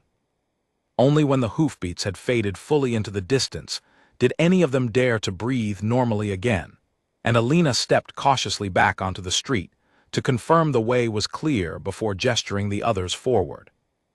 "You are the Duke," Ashby whispered then, understanding dawning across his frightened features as he stared more closely at the figure before him, despite the careful disguise. "You are the one they are searching for." "I am," Alexander confirmed quietly, seeing no further point in denial now that the truth had already surfaced. "And I did not come to harm you, Master Ashby. I came because I believe you may hold proof that could clear my name of the crimes my cousin has falsely accused me of.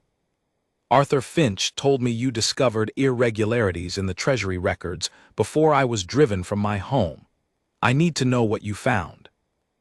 Ashby glanced nervously back toward the main square, clearly torn between fear of the soldiers who had just passed so close and the sudden, unexpected weight of the request now placed before him.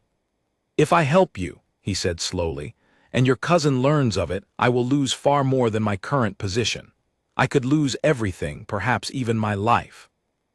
"I understand the risk I am asking you to take," Alexander said, meeting the frightened man's eyes steadily despite his own exhaustion and fear. "I will not pretend otherwise. But if you say nothing, and Edmund's lies stand unchallenged, an innocent man will remain a hunted fugitive for the rest of his life, while the true criminal continues to rule in his place. I am asking for your courage, Master Ashby, not your certainty. I cannot promise you safety.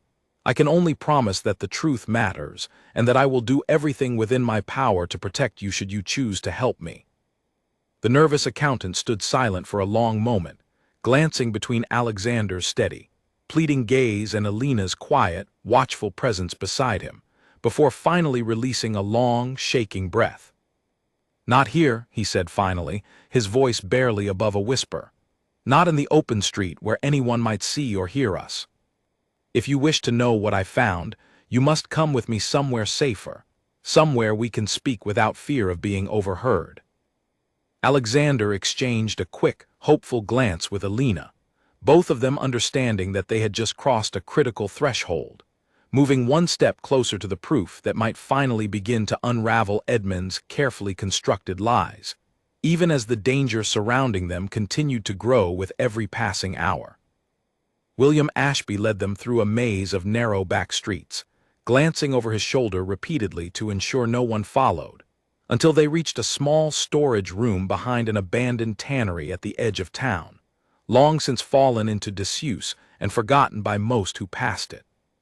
He pushed open a warped wooden door and ushered them inside quickly, lighting a small lantern only after checking carefully that no light would show through the gaps in the boarded windows.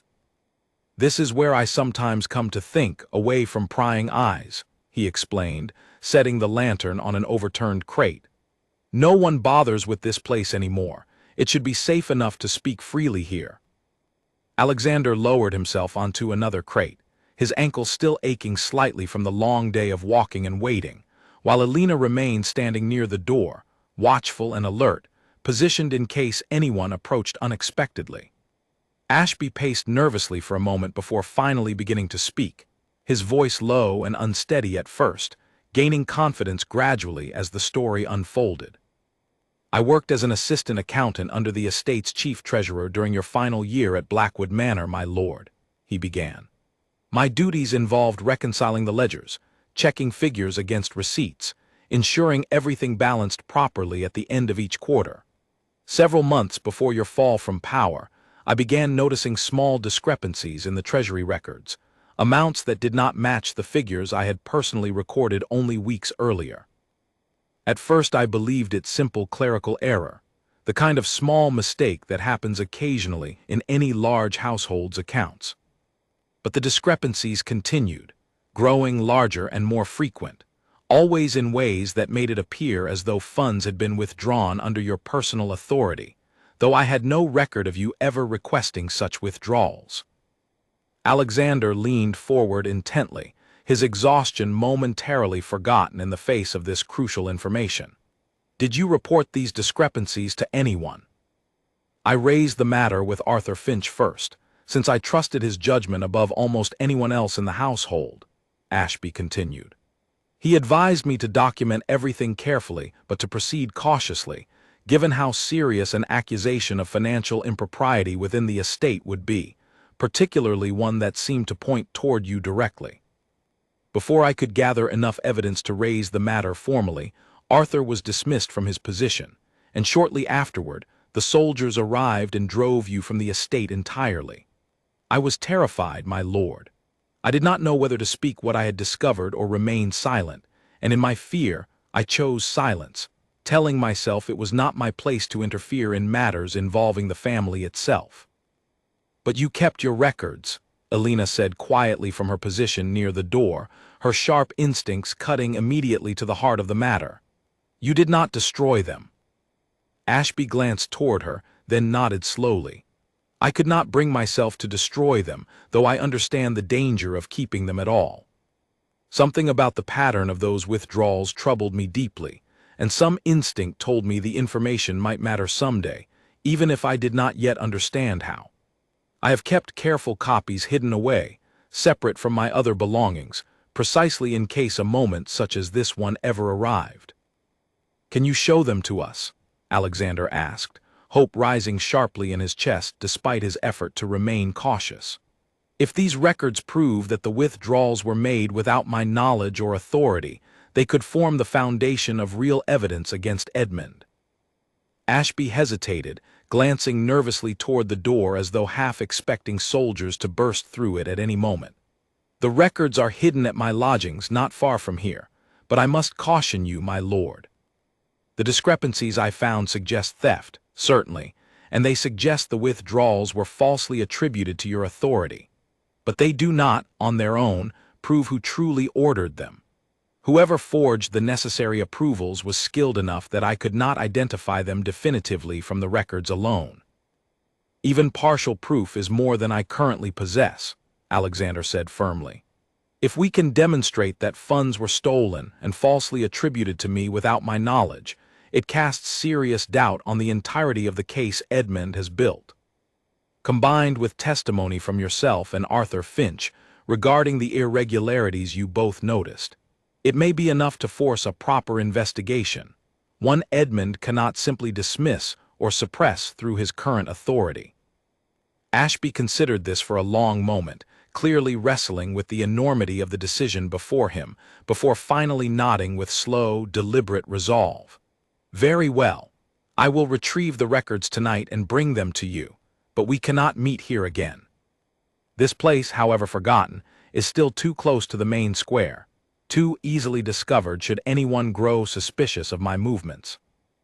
They arranged instead to meet at a small stream crossing on the outskirts of town, well before dawn, where the darkness and distance from the settled areas would offer greater safety for the exchange. Ashby slipped out first, moving quickly and nervously back toward his lodgings to retrieve the hidden documents, while Alexander and Alina waited a careful interval before following separately, taking a longer, more circuitous route to avoid drawing any connection between themselves and the frightened young accountant. They found shelter for the remaining hours before dawn in a small grove of trees near the agreed meeting point, taking turns keeping watch while the other rested uneasily against the cold ground. Alexander found sleep impossible, his mind racing between hope and fear in equal measure, imagining every possible way the coming exchange might succeed or fail catastrophically. It was during his watch, deep in the cold hours before dawn, that Alexander first heard the distant sound of voices approaching along the road that ran near their hiding place, low and urgent, accompanied by the soft creak of leather and the occasional metallic clink that could only belong to armed men. He woke Alina immediately, pressing a finger to his lips as he gestured toward the sound, and together they crept lower into the underbrush, watching through gaps in the branches as a small group of soldiers moved past on the road only a short distance away. "They are searching the outskirts more thoroughly than before," Alina whispered once the soldiers had passed sufficiently far into the distance. "Someone must have reported suspicious activity near the town." Alexander's stomach twisted with dread. "Ashby," he murmured. If someone noticed him behaving strangely, retrieving hidden documents in the middle of the night, it could have drawn attention we cannot afford. They waited in tense, anxious silence for the remainder of the night, watching the road carefully for any further sign of the young accountant, until finally, as the first pale light of dawn began to touch the eastern horizon, a thin, hurried figure appeared along the stream's edge, glancing nervously in every direction before finally spotting them within their hiding place. "I am sorry for the delay," Ashby said breathlessly, dropping to his knees beside them and pulling a small, carefully wrapped bundle from beneath his coat. "There were patrols near my lodgings tonight, more than usual. I had to wait until I was certain they had moved on before I dared retrieve the records." He unwrapped the bundle carefully, revealing a small stack of papers covered in careful, precise handwriting, columns of figures and dates that meant little to Alina, but that Alexander studied with mounting, cautious hope, recognizing enough of the estate's financial structure to follow the pattern Ashby had documented. "These withdrawals," Alexander said slowly, tracing his finger down one particular column, "they all occurred within the final 3 months before my fall, growing steadily larger as the date approached. And here this notation, showing the approval signature required for withdrawals of this size." "That signature troubled me most of all," Ashby confirmed, leaning closer to point at the relevant entries. "It was meant to be yours, my lord, but comparing it carefully against your signature on earlier, legitimate documents, the differences become apparent, subtle but consistent. Someone worked hard to forge your hand convincingly, but they were not entirely successful." Alexander felt a surge of fierce, vindicated hope rise within him, the first solid piece of physical evidence he had managed to gather since fleeing his home. "This is exactly what I needed," he said, his voice tight with barely controlled emotion. "Master Ashby, I cannot thank you enough for the courage this has taken. I promise you, whatever comes of this, I will not forget the risk you have accepted on my behalf." Ashby managed a thin, nervous smile, clearly still frightened despite having completed the exchange safely. "I hope it proves enough, my lord. I have spent many sleepless nights wondering whether my silence made me complicit in whatever wrong was done to you. I would rather face the risk of speaking now than continue carrying that guilt indefinitely." They said their careful farewells as the sun continued climbing toward full morning, Ashby slipping back toward town to resume his ordinary duties before his absence drew any unwanted notice, while Alexander and Alina withdrew further into the countryside, carrying with them the precious, dangerous evidence that might finally begin to turn the tide against Edmund's carefully constructed lies. Yet even as relief and cautious hope filled him, Alexander could not shake a growing unease at the increased patrols they had witnessed throughout the night. Something had changed. Edmund's search had grown more aggressive, more focused, as though new information had reached him, or as though his patience for the long hunt had finally begun to wear thin. That unease proved well-founded before the morning had fully settled. They had walked barely 2 miles from the stream crossing, keeping to the tree line rather than the open road, when the sound of hooves rose again behind them, closer this time, and moving fast enough that Alexander knew immediately these were not simply travelers passing through. "Down," Alina hissed, pulling him sharply off the path and into a shallow depression thick with fallen leaves and low brush. They pressed themselves flat against the cold ground as the riders drew nearer, and through a gap in the foliage, Alexander caught sight of the lead rider's face and felt his blood run cold.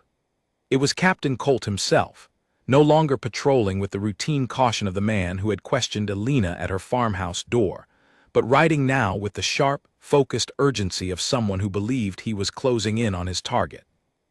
Spread out along the tree line, Colt called to the men behind him. Someone matching the fugitive's description was seen near the tannery district before dawn, traveling with a young woman. Search every grove and hollow within a mile of the road. Alexander's heart pounded so violently, he feared it might be audible even at a distance. Someone had seen them, or seen enough to raise suspicion. Perhaps a neighbor of Ashby's, roused by unfamiliar movement in the night. Perhaps simply an unlucky witness along the road they had walked before dawn. Whatever the source, the description had been specific enough to sharpen the search dramatically, and now armed men were fanning out through the very woods where they lay hidden. Alina's hand found his in the leaves, gripping tightly, and Alexander understood the silent message in the gesture as clearly as if she had spoken it aloud. Stay still. Stay calm. Do not move whatever happens. Footsteps crunched through the underbrush not far from their hiding place. A soldier moving methodically through the trees, prodding at bushes with the flat of his sword, calling out occasionally to confirm his position with the others spread along the line. Alexander held his breath as the footsteps drew closer, close enough that he could hear the soldier's labored breathing, close enough to see the toe of his boot through the gap in the brush only a few feet from where they lay. The soldier paused directly beside their hiding place, and for one endless, terrible moment, Alexander was certain discovery was inevitable, that all their careful effort, all of Ashby's courage, all of Alina's unwavering loyalty, was about to collapse in a single instant beneath a stranger's boot. He felt Alina's grip tighten further on his hand, and he forced himself to remain utterly motionless, willing his body into stillness despite every instinct screaming at him to run. A sharp whistle sounded from further down the line, another soldier signaling something to the group, and the man beside them turned abruptly and moved off toward the sound, his footsteps retreating gradually through the underbrush, until they faded entirely into the general noise of the search continuing elsewhere along the tree line. They remained frozen in place for what felt like an eternity after the immediate danger passed, listening as the search gradually moved further down the road, the sound of voices and hoofbeats growing fainter with each passing minute, until finally, cautiously, Alina released a long, shaking breath and allowed her grip on Alexander's hand to loosen. "We cannot stay near this road any longer," she whispered once she trusted her voice to remain steady. "They will double back eventually, and we cannot rely on luck holding a second time." They waited another quarter hour to be certain the patrol had genuinely moved beyond earshot before rising carefully from their hiding place, brushing leaves and dirt from their clothing with hands that had not entirely stopped trembling. Alexander's ankle, still not fully healed, throbbed sharply as he rose, but he pushed the discomfort aside, understanding that speed and distance mattered more now than comfort. They struck out away from the road entirely, moving through fields and scattered woodland toward a direction that would carry them, eventually and by a longer path, back toward Ashford and the relative safety of Alina's farmhouse. The journey grew harder as the day wore on, both of them exhausted from a sleepless night and the sustained terror of their narrow escape, but neither suggested stopping to rest for more than brief, necessary intervals. "That was too close," Alexander said finally, as they paused beside a small creek in the late afternoon to refill their water and rest their aching legs for a few precious minutes. If that soldier had looked down rather than toward the whistle, everything would have ended there in those woods. "But he did not," Alina replied, her voice steadier now though still marked by the lingering strain of the encounter. "We were fortunate and we were careful. Both mattered equally, I think." Alexander studied her for a long moment, struck once again by her remarkable composure under pressure that would have broken many people far more accustomed to danger than a simple farm woman ought to have been. "You are extraordinarily brave, Alina," he said quietly. "I do not think you fully understand how rare that kind of courage truly is." Alina looked away, clearly uncomfortable with the praise, though a faint flush colored her cheeks despite the exhaustion evident in her features. "I am simply doing what feels right," she said. "Courage seems a grand word for something that mostly feels like fear, managed carefully enough not to show." They rested only briefly before continuing onward, mindful that Captain Colt's search, however narrowly avoided, would not simply end because they had escaped one encounter. Edmund's net was tightening, drawing closer with each passing day, and Alexander understood with growing clarity that the evidence they now carried, precious as it was, would need to reach the right hands quickly, before the search finally succeeded in closing around them entirely. They reached Ashford 3 days later, exhausted, footsore, and carrying the precious bundle of records wrapped carefully beneath the folds of Alexander's disguise. The small farmhouse, when it finally came into view along the familiar lane, felt more like a genuine home than Blackwood Manor ever had in those final desperate days before his flight, and Alexander felt something loosen in his chest at the sight of it, a tension he had not fully realized he was carrying until the relief of arrival washed over him. They allowed themselves only a single night of proper rest before turning their attention to the difficult question of what came next. The evidence Ashby had provided was valuable, but Alexander understood clearly that it would not simply speak for itself. Someone with real authority would need to examine it, someone capable of forcing the family council to reconsider the case against him, despite Edmund's current hold over the estate's power. "There is a magistrate in the district town," Alexander explained to Alina as they sat together by the fire that evening, the recovered document spread carefully across the table between them. "Magistrate Grayson has served the region for many years, and my father always spoke highly of his integrity. If anyone might be willing to examine this evidence fairly, despite the political risk of challenging Edmund's current authority, it would be him." "And if he refuses?" Alina asked, ever practical, ever careful to consider every possible outcome before committing to a course of action. "If he fears Edmund's power too much to act against him, even with evidence in hand?" Alexander considered the question seriously, aware that it carried real weight. "Then I do not know what comes next," he admitted honestly. "But I must try. Waiting accomplishes nothing beyond allowing Edmund's lies to settle more permanently into accepted truth. I would rather risk failure through action than guarantee it through inaction." Alina nodded slowly, seeming to accept the reasoning even as concern remained visible in her expression. "Then we will go together," she said, in a tone that made clear the matter was not open for further debate. "You will need someone to help present the case, someone who can speak plainly about what we witnessed and uncovered, without the burden of disguise limiting what you yourself are able to say." Alexander wanted to argue, wanted to insist once again that she had already risked enough on his behalf, but he had learned enough about Alina's stubborn resolve over the past weeks to recognize when further protest would serve no purpose beyond wasting precious time. "Very well," he said instead. "Together, then." They set out for the district town 2 days later, traveling more cautiously than before given the increased patrols they had encountered near Ashby's town, taking a longer route that avoided the main roads entirely in favor of quieter paths through farmland and forest.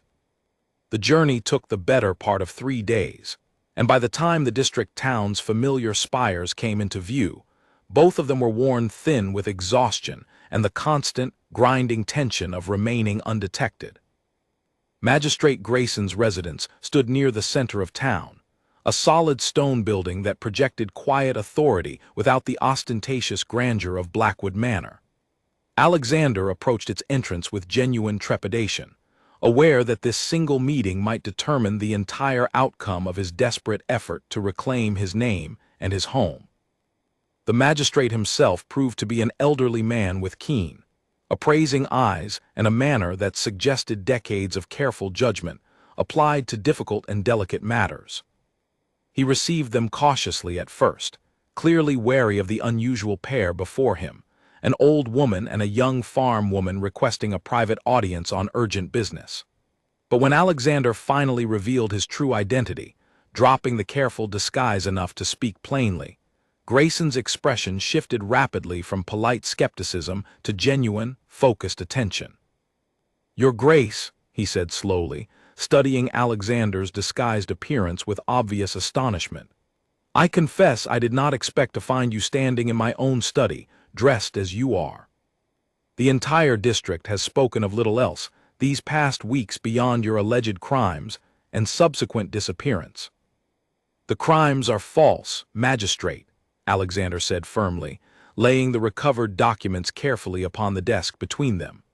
"My cousin Edmund Crane forged evidence against me and drove me from my own home through deception and false testimony.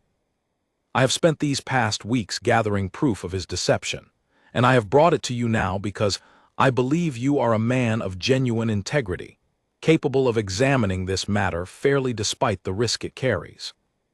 Grayson studied the documents carefully, his expression growing steadily more troubled as he worked through the careful notations Ashby had prepared, comparing signatures, examining dates, following the pattern of irregular withdrawals that Alexander explained in careful detail as the magistrate reviewed each page. "This is serious evidence," Grayson said finally, looking up from the papers with grave consideration. "If genuine, and I have no immediate reason to doubt it given the careful detail involved, it suggests significant financial impropriety, and quite possibly deliberate forgery aimed at framing you for crimes committed by someone else entirely. But I must be honest with you, Your Grace. Your cousin currently holds significant influence within the regional council, and challenging his authority on the basis of this evidence alone, however compelling, will not be a simple or safe undertaking for anyone involved." "I understand the risk," Alexander said, "but I ask you to consider the alternative. If nothing is done, an innocent man remains a hunted fugitive for the rest of his life, while a man who forged evidence and betrayed his own family continues to rule in his place. I cannot accept that outcome without at least attempting to set it right." Alina spoke then, her voice steady despite the gravity of the room and the weight of the magistrate's careful scrutiny. "Magistrate Grayson, I have witnessed firsthand the lengths Edmund Crane's soldiers have gone to in pursuing this search, questioning innocent villagers, threatening consequences for anyone suspected of offering aid. Whatever justice ultimately requires, I do not believe it can be found by allowing fear of consequence to prevent honest examination of genuine evidence." Grayson studied her for a long moment, something like respect flickering across his weathered features. "You speak with unusual conviction for someone with no obvious stake in this matter beyond simple conscience," he observed. "Perhaps conscience is stake enough," Alina replied simply. The magistrate was quiet for a long while after that, turning the documents over once more in careful, methodical silence, weighing considerations that Alexander could only partially guess at. Finally, he set the papers down and looked up with an expression of grim, careful resolve. "I will not promise you an easy path forward, Your Grace," he said finally. "Challenging Edmund Crane's current authority will require careful, deliberate action, gathering additional testimony to support what this evidence suggests, and presenting the full case before the regional council in a manner that leaves little room for dismissal or manipulation. It will take time, and it will carry real risk for everyone involved, myself included. But I have served this district for many years precisely because I believe justice matters more than convenience, and I am not willing to turn away from clear evidence of wrongdoing simply because the man responsible currently holds significant power." Relief flooded through Alexander so powerfully that for a moment he could not find words to respond, the weeks of fear and exhaustion finally finding some measure of hopeful resolution. "Thank you, Magistrate," he managed finally. "I cannot express how much this means after everything that has happened." "Do not thank me yet," Grayson cautioned, echoing words Alina herself had spoken to Alexander weeks earlier. "We have a difficult road ahead of us still. I will need to gather additional testimony, including from your former steward and this accountant who provided the records, and I will need to proceed carefully enough that Edmund does not learn of our efforts before we are prepared to present the case formally. In the meantime, you must remain hidden and cautious. If Edmund learns that you have brought evidence before me, he may act swiftly and ruthlessly to suppress it before it can be properly examined." Alexander nodded, understanding fully the delicate and dangerous position they now occupied, poised between genuine hope and the very real possibility that Edmund's power might still crush their careful efforts before justice could be properly served. But for the first time since fleeing Blackwood Manor in the terrifying darkness of that first night, he allowed himself to believe, cautiously and carefully, that reclaiming his name and his home might genuinely be possible after all. Magistrate Grayson arranged for them to stay in a small, discreet lodging house at the edge of town, owned by a widow he trusted to ask no questions and report nothing to curious ears. Over the following days, he worked carefully and quietly behind the scenes, sending trusted messengers to summon Arthur Finch and William Ashby to the district town under the guise of unrelated business, ensuring that neither man's movements would draw suspicion back toward the growing case being built against Edmund. Arthur arrived first, his sharp old eyes betraying real emotion as he confirmed formally, before the magistrate, everything he had told Alexander about the irregularities he had noticed before his sudden and unexplained dismissal. Ashby followed 2 days later, visibly nervous but resolute, walking the magistrate carefully through the ledgers and explaining, with the precise clarity of a trained accountant, exactly how the forged signatures differed from genuine ones, and how the timing of the withdrawals aligned suspiciously with Edmund's rise to power. "This is a strong foundation," Grayson said, once both testimonies had been carefully recorded and sealed alongside the physical evidence. "But I believe it would be stronger still if we could identify who actually forged the signatures and coached the false witnesses against you. Edmund is clever enough that he likely did not perform such delicate work himself. If we can trace the forgery to a specific hand, it becomes far harder for the council to dismiss this as mere circumstantial suspicion." Alexander turned the problem over carefully in his mind, searching his memory for anyone within the estate's household skilled enough in penmanship and familiar enough with his own signature to have produced a convincing forgery. "There was a clerk," he said slowly, the memory surfacing gradually. "A man named Oliver Pratt, who handled correspondence and record-keeping for the family council. He had a talent for mimicking handwriting, something my father once joked about when Pratt forged his own signature as a prank during a lighter moment years ago. I dismissed it as harmless humor at the time, but now I wonder." Grayson's expression sharpened with interest. If this Pratt still serves within the household, and if he can be persuaded to testify honestly about any role he played in producing false documents, it could prove decisive. I will make careful inquiries. The following days passed in tense, careful waiting while Grayson worked through discreet channels to locate Oliver Pratt and assess whether he might be approached safely. Alexander and Alina remained largely confined to their small lodging, venturing out only briefly and always separately, mindful that Edmund's search, however focused on more distant regions after their narrow escape near the tannery district, might still extend its reach toward the district town if suspicion grew. It was during this anxious, waiting period that word reached them, carried by one of Grayson's trusted messengers, that Edmund had somehow learned of increased activity within the district town, though the source and extent of his knowledge remained unclear.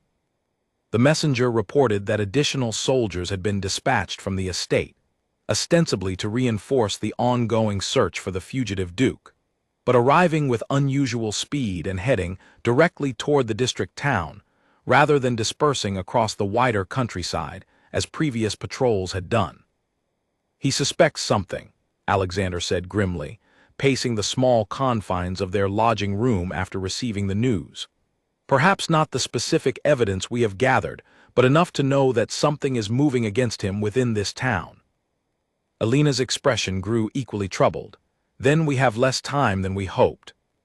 If Edmund's soldiers arrive in force before Grayson can complete his case and bring it properly before the council, they may attempt to seize the evidence directly, or worse, seize you before any formal hearing can even take place.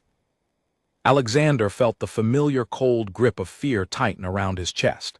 The sense of safety he had begun cautiously to build over the past days threatening to collapse entirely beneath this new and urgent danger. Everything they had risked, everything Ashby and Arthur had courageously offered, everything Alina had sacrificed on his behalf, all of it now hung suspended on a knife's edge, dependent on whether Grayson could move quickly enough to secure justice before Edmund's growing suspicion hardened into decisive, ruthless action. They sent word immediately to the magistrate, relaying the messenger's warning, and received in return a brief, carefully worded reply urging patience and promising that arrangements were already underway to present the case before an emergency session of the regional council within the coming days, sooner than originally planned given the escalating urgency of the situation. Alexander spent that night largely sleepless, staring at the ceiling of their small lodging room, turning over every possible outcome in his exhausted mind. He thought of Edmund, arrogant and confident in his stolen power, unaware that the careful, patient work of an old steward, a frightened accountant, an honorable magistrate, and one remarkably courageous young farm woman had brought his carefully constructed lies to the very edge of collapse. Whatever came next, whatever danger still lay ahead in the coming days, Alexander understood that the moment of true reckoning was finally, unavoidably, drawing near. The emergency session of the regional council convened 3 days later, in a great chamber within the district town's administrative hall, a room Alexander had visited only once before, years earlier, accompanying his father on matters of minor estate business. He entered it now not as an honored young nobleman, but disguised still as an elderly woman. A final layer of caution insisted upon by Magistrate Grayson until the proceedings had formally begun, and the element of surprise could work fully in their favor. The council members filed in slowly, a dozen men of considerable standing throughout the region, their expressions ranging from curious to visibly annoyed at having been summoned so abruptly for a session outside the usual calendar. Edmund arrived among the last, moving with the confident, easy authority of a man fully secure in his stolen position, his eyes sweeping briefly and dismissively across the assembled crowd without recognizing the disguised figure seated quietly near the back of the chamber. Magistrate Grayson opened the proceedings with careful, measured formality, explaining that new evidence had come before him regarding the case against the former Duke of Blackwood, evidence serious enough to warrant immediate review by the full council rather than continued delay. Edmund's expression shifted subtly at this announcement, a flicker of wariness crossing his otherwise composed features, though he said nothing yet, waiting to understand the full scope of what was being presented. Grayson called Arthur Finch first, and the old steward rose from his seat with quiet dignity, delivering his testimony clearly and steadily before the assembled council, describing the irregularities he had noticed in the treasury records during his final months of service, and the abrupt, unexplained dismissal that had followed shortly after he raised the matter privately. Several council members exchanged uneasy glances as his testimony continued, and Edmund's composure grew visibly more strained, though he maintained his silence, apparently judging it wiser to wait rather than interrupt. William Ashby followed, considerably more nervous than Arthur had been, but delivering his own testimony with careful, methodical precision, walking the council through the specific discrepancies he had documented, the forged signatures that did not quite match genuine samples of Alexander's handwriting, and the pattern of withdrawals that grew steadily larger in the months immediately preceding Alexander's forced flight from the estate. "This is circumstantial at best," Edmund finally interjected, unable to remain silent any longer as Ashby's testimony drew to a close. A dismissed steward with obvious personal grievance and a minor clerk offering nothing more than speculation about handwriting. "I fail to see how any of this constitutes serious evidence against the substantial case already established regarding my cousin's crimes." "There is more, Lord Crane," Grayson replied evenly, his tone giving nothing away despite the tension now palpable throughout the chamber. "I would ask the council's patience a moment longer." At Grayson's signal, A side door opened, and a final witness entered the chamber, a man Alexander had not expected to see, though his presence explained much that had previously remained uncertain. Oliver Pratt, the clerk Alexander had recalled from his own household, walked forward with the visible discomfort of a man forced into an unwelcome confession, his eyes flickering nervously toward Edmund before settling on the magistrate awaiting his testimony. "Master Pratt," Grayson said gently but firmly, "please tell the council what you told me privately 2 days ago, regarding the documents used to accuse the Duke of Blackwood." Pratt's hands trembled visibly as he began to speak, his voice barely audible at first before gradually strengthening under the magistrate's patient encouragement. "I was approached several months ago," he said, "by Lord Crane, who instructed me to prepare certain documents bearing the Duke's signature, documents I understood at the time to be routine estate business. It was only afterward, when the accusations against the Duke became public, that I understood the true purpose of what I had been asked to produce. I did not know initially that the documents would be used to falsely accuse an innocent man. When I understood, I was too frightened to come forward, fearing what Lord Crane might do to silence me if I spoke against him." A murmur of shock rippled through the assembled council, and Alexander watched, his heart pounding with a mixture of vindication and lingering fear, as Edmund's composed mask finally began to crack, his face draining of color as the weight of Pratt's testimony settled fully over the chamber. "This is absurd," Edmund said, his voice rising with barely controlled fury. "This man is clearly lying, coerced by threats or bribery to fabricate testimony against me. I demand to know who has orchestrated this obvious conspiracy against my rightful authority." It was at this moment, as Grayson prepared to respond, that Alexander rose slowly from his seat near the back of the chamber, allowing the careful disguise he had maintained for so many desperate weeks to fall away entirely. He straightened to his full height, dropped the hunched posture and the thin, disguised voice, and spoke in his own true tone for the first time before the assembled council. "I orchestrated nothing beyond seeking the truth, Edmund," Alexander said, and the chamber fell instantly, utterly silent as recognition dawned across every face turned toward him. "I have spent these past weeks disguised and hidden, gathering the evidence necessary to prove what you already know to be true. That you forged documents, coached false witnesses, and drove me from my own home through deception, all so that you might claim a title and an inheritance that was never rightfully yours." Edmund stared at his cousin, momentarily speechless, the shock of the revelation visible in every line of his suddenly pale face.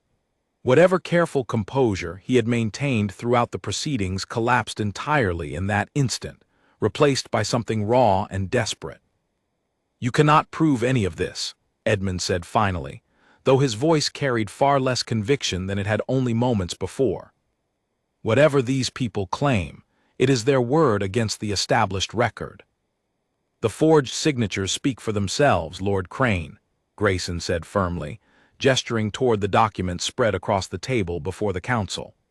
"Combined with the testimony of 4 separate witnesses, including your own clerk, the evidence is substantial and consistent. I would strongly advise you to consider your position carefully before continuing to insist otherwise." The council deliberated for the better part of an hour, questioning each witness further, examining the documents in careful detail, weighing the totality of evidence now presented before them. Alexander waded through the deliberation with Alina seated quietly beside him, her hand finding his beneath the table in a gesture of quiet support that steadied him through the tense uncertainty of waiting for judgment. When the council finally returned its decision, the verdict came swiftly and decisively. The charges against Alexander were formally dismissed as fraudulent, based on forged evidence and coerced testimony.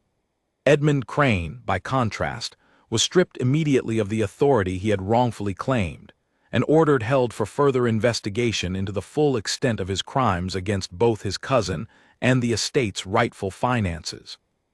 As soldiers moved forward to escort Edmund from the chamber, his earlier confidence entirely replaced by stunned, furious disbelief, Alexander felt an overwhelming wave of relief wash through him, the accumulated weight of weeks spent fleeing, hiding, and fighting desperately for the truth finally beginning to lift from his shoulders.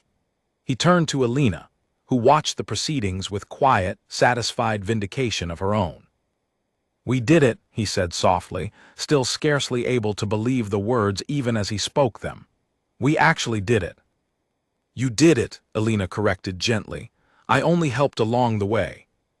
"You did far more than that," Alexander said, taking her hand fully in his own now that there was no longer any need for careful, secretive gestures beneath a table. "Alina, none of this would have been possible without you.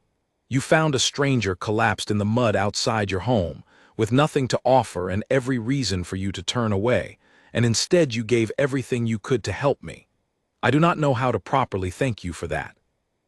Alina studied him for a long moment, something soft and uncertain crossing her expression. "You do not need to thank me," she said quietly. "I told you once that I did what felt right and I meant it. Whatever comes next for you now, reclaiming your title and your home, I am simply glad the truth finally won out."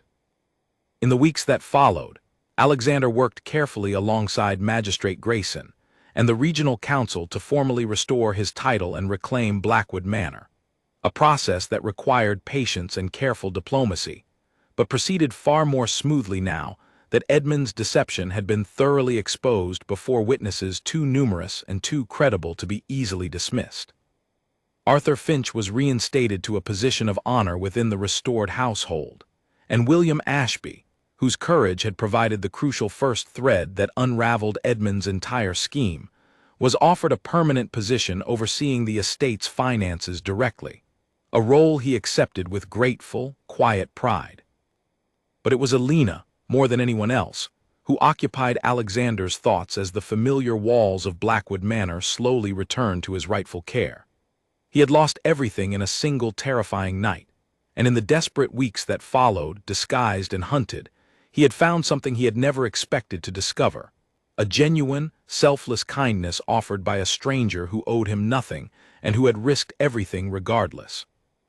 On the day his title was formally and fully restored, Alexander traveled back to the small farmhouse in Ashford, no longer disguised, no longer hunted, arriving instead as himself, dressed in the fine clothing befitting his restored station, though his heart, he found, remained largely unchanged by the return of his wealth and power. He found Alina tending her garden, exactly as she had been on the ordinary evening weeks earlier, when she had first found a fallen stranger collapsed in the mud outside her fence. She looked up as he approached, her expression shifting slowly from surprise to genuine, warm delight as she recognized him. "Your Grace," she said, straightening and offering a small, teasing bow. "I confess I did not expect to see you again, now that you have your grand estate restored to you." "I could not simply disappear back into my old life," Alexander said, "without properly thanking the woman who saved it for me. You gave me shelter when I had nothing to offer, kindness when I deserved suspicion, and courage that carried us both through danger I still do not fully know how to repay." Alina smiled, brushing dirt from her hands as she studied him carefully. "I told you before, you do not owe me anything for simply doing what felt right." "Perhaps not," Alexander agreed. "I would like to offer you something regardless, not as payment, but as a genuine gift, freely given, the same way you once offered your kindness to me." He paused, gathering his courage carefully before continuing. "Blackwood Manor has always felt somewhat cold and empty to me, even as a child, despite its grandeur. I do not believe that emptiness comes from the house itself, but from the absence of people within it who genuinely care for one another beyond mere obligation or advantage. I would very much like for you to consider becoming part of that household, Alina, not as a servant or a guest, but as someone whose presence I have come to value more than I know how to properly express."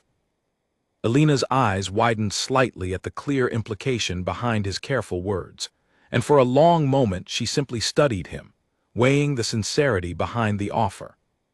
"You are asking me to leave everything I have built here," she said finally. "This farm, this village, the life I have worked so hard to maintain on my own." "I am asking you to consider a different life," Alexander corrected gently. "Not because your current one lacks value, but because I believe, genuinely and completely, that we could build something meaningful together, born not from convenience or obligation, but from the same honest kindness and courage that carried us both through everything we have faced these past weeks. Elena was quiet for a long moment, glancing around at the small farm she had maintained so fiercely and so independently since her father's passing, before finally looking back at Alexander with a soft, thoughtful smile beginning to form. "I will need time to consider such a significant change," she said carefully. "But I will say this much. Whatever I decide, I am glad, more than I can properly express, that I chose to help a solitary old woman I found collapsed in the mud outside my fence all those weeks ago." Alexander smiled warmly in return, understanding fully that whatever her final decision might be, the bond forged between them through danger, courage, and genuine kindness would endure regardless, a rare and precious thing born from the very worst circumstances either of them had ever faced, and made all the stronger for having survived them together. News of Edmund's downfall spread quickly through the region in the weeks that followed, carried by travelers and merchants, until even the small, forgotten corners of Ashford had heard the full story of the fugitive duke, who had disguised himself as an old woman to survive, and the young farm woman who had unknowingly sheltered him through his darkest hour. The village that had once turned Alexander away without a second glance now spoke of Elena with something approaching awe, and Margaret Doyle, the sharp-eyed woman who had nearly unraveled their disguise at the cloth merchant's stall, took to telling anyone who would listen that she had suspected something unusual about that quiet old aunt from the very beginning. Edmund's formal trial before the regional council took place over several weeks, during which the full extent of his deception came to light. It was revealed that he had begun planning his cousin's downfall nearly a year before the night the soldiers finally arrived, slowly corrupting members of the household staff, quietly siphoning funds from the treasury to finance his scheme, and carefully cultivating relationships with council members he believed he could later manipulate to his advantage once the title passed into his hands. The council, having been so thoroughly deceived themselves, showed little mercy in their final judgment, stripping Edmund permanently of any claim to nobility or inheritance, and confining him to serve out a lengthy sentence for his crimes against both his family and the estate's rightful finances. Alexander felt no particular satisfaction in his cousin's downfall, only a quiet, sober relief that justice had finally been served, and a lingering sadness for the family bond that had been irreparably broken by greed and betrayal. He visited Edmund only once during the proceedings, finding little to say beyond a simple, weary question about how his cousin could have so thoroughly convinced himself that betrayal was justified. Edmund offered no real answer beyond bitter resentment about the unfairness of birth order and inheritance, and Alexander left the meeting understanding, finally, that some wounds simply could not be mended, however much justice might be restored around them. Life at Blackwood Manor slowly returned to something resembling normalcy in the months that followed, though Alexander found himself changed in ways both subtle and profound by everything he had experienced during his weeks as a hunted fugitive. He treated the household staff with a new and genuine warmth, remembering vividly what it had felt like to be dismissed and overlooked as someone unworthy of basic kindness. He established, with Grayson's careful legal guidance, new safeguards within the estate's financial management to prevent any future opportunity for the kind of deception Edmund had so patiently constructed. And he thought often, during quiet evenings alone in the vast halls of his restored home, of the small farmhouse in Ashford and the remarkable young woman who had changed the entire course of his fate through nothing more than simple, freely offered kindness. Elena visited Blackwood Manor for the first time nearly a month after Alexander's formal restoration, arriving cautiously and somewhat overwhelmed by the sheer scale of the estate she had heard so much about, but never actually witnessed firsthand. Alexander showed her through the grand halls himself, pointing out small, personal details rather than simply the impressive architecture. The worn spot on the library floor where he had played as a child, the garden his mother had once tended with her own hands before her passing, the modest study where his father had taught him the responsibilities that came with the title he now carried once more. "It is beautiful," Alina admitted, though her tone carried a note of uncertainty. "But it is also very large and very grand, and I confess I do not know how someone like me would ever fit properly within walls such as these." "You already fit within them," Alexander replied gently, "because I do not want a version of this home that exists only for grandeur and appearance. I want a home built around the same honest kindness you showed me when I had nothing, and I do not believe that kind of home requires you to become someone other than who you already are." Alina considered his words carefully as they walked together through the quiet gardens, the autumn air carrying the same crisp chill that had marked the beginning of their unlikely story weeks earlier. "I will need time still," she said finally. "This is a very large decision, and I do not wish to make it hastily, however much my heart already leans toward accepting." "Take whatever time you need," Alexander said, and meant it fully. "I have learned, through everything that has happened, that the things worth having are rarely the things gained quickly or easily. I am willing to wait, Alina, for as long as it takes you to feel certain." She returned to Ashford that evening, though not before promising to visit again, and over the following months, a steady correspondence grew between them, letters carrying news of small, ordinary things alongside deeper reflections on everything they had endured together. Slowly, gradually, Alina's visits to Blackwood Manor grew more frequent, and the distance between her quiet farmhouse and Alexander's grand estate seemed to shrink with each passing season, until finally, nearly a year after the terrifying night that had first set their unlikely story into motion, Alina arrived at Blackwood Manor not simply to visit, but to stay. The village of Ashford still tells the story, even now, of the solitary old woman who arrived exhausted and desperate on a rainy evening, turned away by nearly everyone she encountered, until a single young farm woman chose kindness over caution, courage over fear, and in doing so, changed the entire course of a duke's fate, and her own forever. 3 years passed before the full weight of everything that had happened at Blackwood Manor finally settled into something Alexander could look back upon without his chest tightening at the memory. In that time, much had changed, though the changes had come slowly, the way meaningful things often do, built patiently rather than won suddenly. Alina had married Alexander in a quiet ceremony that surprised the wider nobility with its simplicity, held not in the grand cathedral typically reserved for such unions among the region's elite families, but in the small chapel at the edge of Ashford, the same chapel where she had once waited nervously for a disguised fugitive to arrive on a dangerous errand years before. Margaret Doyle attended, still telling anyone who would listen that she had suspected something unusual about that quiet old aunt from the very beginning, and Arthur Finch stood proudly near the front, having long since returned to a position of honor within the restored household.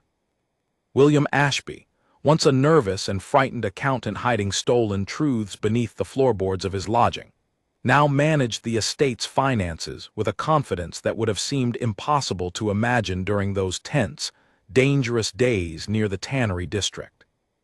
He often joked, in quieter moments, that he had traded one kind of fear for another, the fear of financial ruin from mismanaged books replacing the fear of soldiers discovering his hidden ledgers, though he readily admitted the new fear was considerably more comfortable to live with. Magistrate Grayson continued to serve the district faithfully, his reputation strengthened rather than damaged by his willingness to challenge Edmund's stolen authority when the evidence demanded it. He visited Blackwood Manor occasionally, and Alexander always greeted him with the particular warmth reserved for someone who had risked genuine professional and personal danger, simply because he believed the truth deserved a fair hearing. Edmund himself remained confined, his once considerable ambitions reduced to nothing beyond the narrow walls of his punishment. Alexander visited him rarely, though not never, driven by some lingering sense of family obligation that betrayal alone could not fully erase. Each visit proved much the same as the first, Edmund offering bitter justification rather than genuine remorse, and Alexander eventually accepted that some relationships, however important they had once seemed, simply could not be repaired, no matter how much time or patience was offered toward the effort. The farmhouse in Ashford remained standing, though it stood empty now most of the year, visited occasionally by Alina when she wished to walk the fields her father had once tended with his own hands, or simply to remember the modest, hard-won life she had built entirely on her own before everything changed. She never fully let go of that life, even as she embraced the very different one that had grown from it. And Alexander came to understand, over their years together, that this quiet loyalty to her own history was precisely the quality that had drawn him to her in the first place. They had a daughter together in the second year of their marriage, a bright, curious child they named Rose, who grew up hearing the story of her parents' unlikely meeting told and retold at family gatherings, each telling embellishing certain details while faithfully preserving the essential truth at its center. Rose particularly loved the part of the story where her father, disguised badly as an old woman, forgot to hunch his shoulders while carrying firewood, drawing a sharp correction from her mother that had nearly given away the entire secret. "Tell it again," Rose would demand on quiet evenings by the fire, the very same hearth where Alexander had once eaten his first bowl of shared soup as a desperate, hunted stranger. And Alina or Alexander would oblige, taking turns describing the rainy night, the muddy fall by the fence, the soup shared without question or hesitation, building the story carefully for their daughter the way one builds something meant to last. Blackwood Manor itself had changed considerably under Alexander's renewed stewardship, though not through any dramatic renovation or expansion. Instead, the changes were subtler, woven into the daily rhythm of the household rather than its architecture. Servants were treated with a warmth and consideration that had not always characterized the estate under previous generations, and Alexander made a point of remembering, in small but meaningful ways, what it had felt like to be dismissed and overlooked during those desperate weeks of his disguise. He established, with Alina's enthusiastic support, a small fund dedicated to assisting families throughout the district who faced hardships similar to what Alina herself had once quietly endured following her father's passing. Families struggling to maintain their land or their livelihood without the resources or connections that came so easily to the region's wealthier households. It was not a grand or dramatic gesture, not the kind of thing that made for impressive speeches before the regional council, but it mattered deeply to both of them, a quiet, ongoing tribute to the kindness that had once saved Alexander's life when he had absolutely nothing to offer in return. Occasionally, travelers passing through Ashford would hear fragments of the old story from villagers eager to share it, the tale of a duke hunted by soldiers, disguised as a solitary old woman, saved by a single act of unexpected kindness from a young farm woman who owed him nothing at all. Some travelers dismissed it as an exaggerated local legend, the kind of story every village seemed to accumulate over the years, growing more dramatic with each retelling. Others, upon learning that the Duke and his wife still lived not far from Ashford, would seek them out directly, curious to hear the truth from those who had actually lived it. Alexander and Alina rarely minded these visits, though they grew more selective over time about which travelers they welcomed and which they politely turned away, mindful of the exhaustion that came with constantly revisiting difficult memories for the entertainment of curious strangers. But occasionally, a visitor would arrive carrying their own quiet burden, their own story of hardship or injustice, and in those cases, Alexander and Alina would listen carefully, offering whatever practical help or guidance they could provide, understanding perhaps better than most the particular loneliness of facing an impossible situation without anyone willing to help. It was during one such visit, nearly 5 years after the terrifying night that had first set the entire story into motion, that a young man arrived at Blackwood Manor's gates, exhausted and desperate, fleeing an injustice within his own family that bore an uncomfortable resemblance to what Alexander himself had once endured. Alexander received him personally, listening carefully to his story, and though the details differed considerably from his own experience, The underlying shape of the injustice felt painfully familiar. "Why do you help me?" the young man asked eventually, clearly surprised by the genuine attention and assistance being offered by someone of Alexander's considerable standing.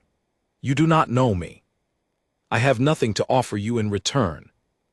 Alexander smiled, thinking back across the years to a rainy evening and a young farm woman who had asked for nothing beyond the simple decency of helping someone in need. "Someone once told me," he said, "that you do not need to offer anything in return for kindness. Being cold and hurt and in need of help, that is reason enough." The young man's situation was eventually resolved through Alexander's careful intervention and Magistrate Grayson's continued willingness to examine injustice fairly, regardless of the political complications involved. It was not the last time such a visitor arrived at Blackwood Manor seeking help, nor would it be the last time Alexander and Alina chose, deliberately and without hesitation, to offer whatever assistance lay within their power. Years later, when Rose had grown old enough to understand the full weight of her parents' story, rather than simply its more amusing details, she asked her mother directly what had made her stop that rainy evening to help a stranger who might easily have been dangerous, rather than simply hurrying past toward the safety of her own home. Alina considered the question carefully before answering, the same thoughtful consideration she had brought to every difficult decision throughout her remarkable life. "I could tell you that I saw something in your father's eyes that convinced me he needed help," she said. "But the truth is simpler than that, and perhaps more important for you to understand. I did not know in that moment whether helping him was wise or foolish, safe or dangerous. I only knew that someone was suffering, and that I had the ability to ease that suffering, even in some small way. Sometimes doing what is right does not come with certainty attached to it. Sometimes you simply have to choose kindness and trust that the choice itself matters, regardless of what follows from it." Rose carried that lesson with her throughout her own life, long after the story of the hunted Duke and the solitary old woman had passed fully into the realm of family legend, told and retold across generations, softened at its edges by time, but never losing the essential truth at its heart. A single act of kindness, offered freely to a stranger with nothing to give in return, had changed the entire course of two lives, and in doing so, had rippled outward across years and generations in ways neither Alexander nor Alina could have possibly imagined on that first rainy evening when a desperate, disguised fugitive collapsed in the mud outside a quiet farmhouse, and a young woman chose, without hesitation, to help him rise. Late in his life, long after Rose had grown and married and had children of her own, Alexander would sometimes walk alone through the gardens of Blackwood Manor in the quiet hours of early evening, remembering the man he had been before that terrifying night, proud and comfortable, and entirely unaware of how fragile his position truly was. He did not regret the loss of that earlier self, though the path toward becoming who he eventually was had cost him more fear and hardship than he would ever have chosen willingly. He thought often of the lesson that disguise had taught him, wandering the roads of Ashford as someone the world considered unworthy of notice or kindness. It had shown him, more clearly than any lecture or sermon ever could, exactly how differently people moved through a world that either welcomed or dismissed them, and he carried that understanding with him for the rest of his days, woven into every decision he made as steward of his restored estate. Alina, for her part, never fully understood why the villagers of Ashford spoke of her act that rainy evening as something remarkable, some rare and extraordinary courage worth preserving in story and memory for generations to come. To her, it had simply been the obvious choice, the only choice a decent person could make when faced with someone suffering and in need. She often said in her later years that the real lesson of their story was not that she had done something extraordinary, but that ordinary kindness, offered without calculation or hesitation, held far more power to change the world than most people ever gave it credit for. And so the story continued to be told, long after both Alexander and Alina had passed peacefully in the home they had built together, carried forward by their children and grandchildren, by the villagers of Ashford who still pointed out the small farmhouse where it had all begun, and by travelers who heard the tale and carried it further still, into towns and villages neither Alexander nor Alina had ever visited themselves. It remained, at its heart, a simple story, stripped of all its danger and drama down to a single essential truth, that everyone was hunting the Duke, and only she had stopped long enough to help a solitary old woman rise from the mud, ask nothing in return, and in doing so had changed everything that followed.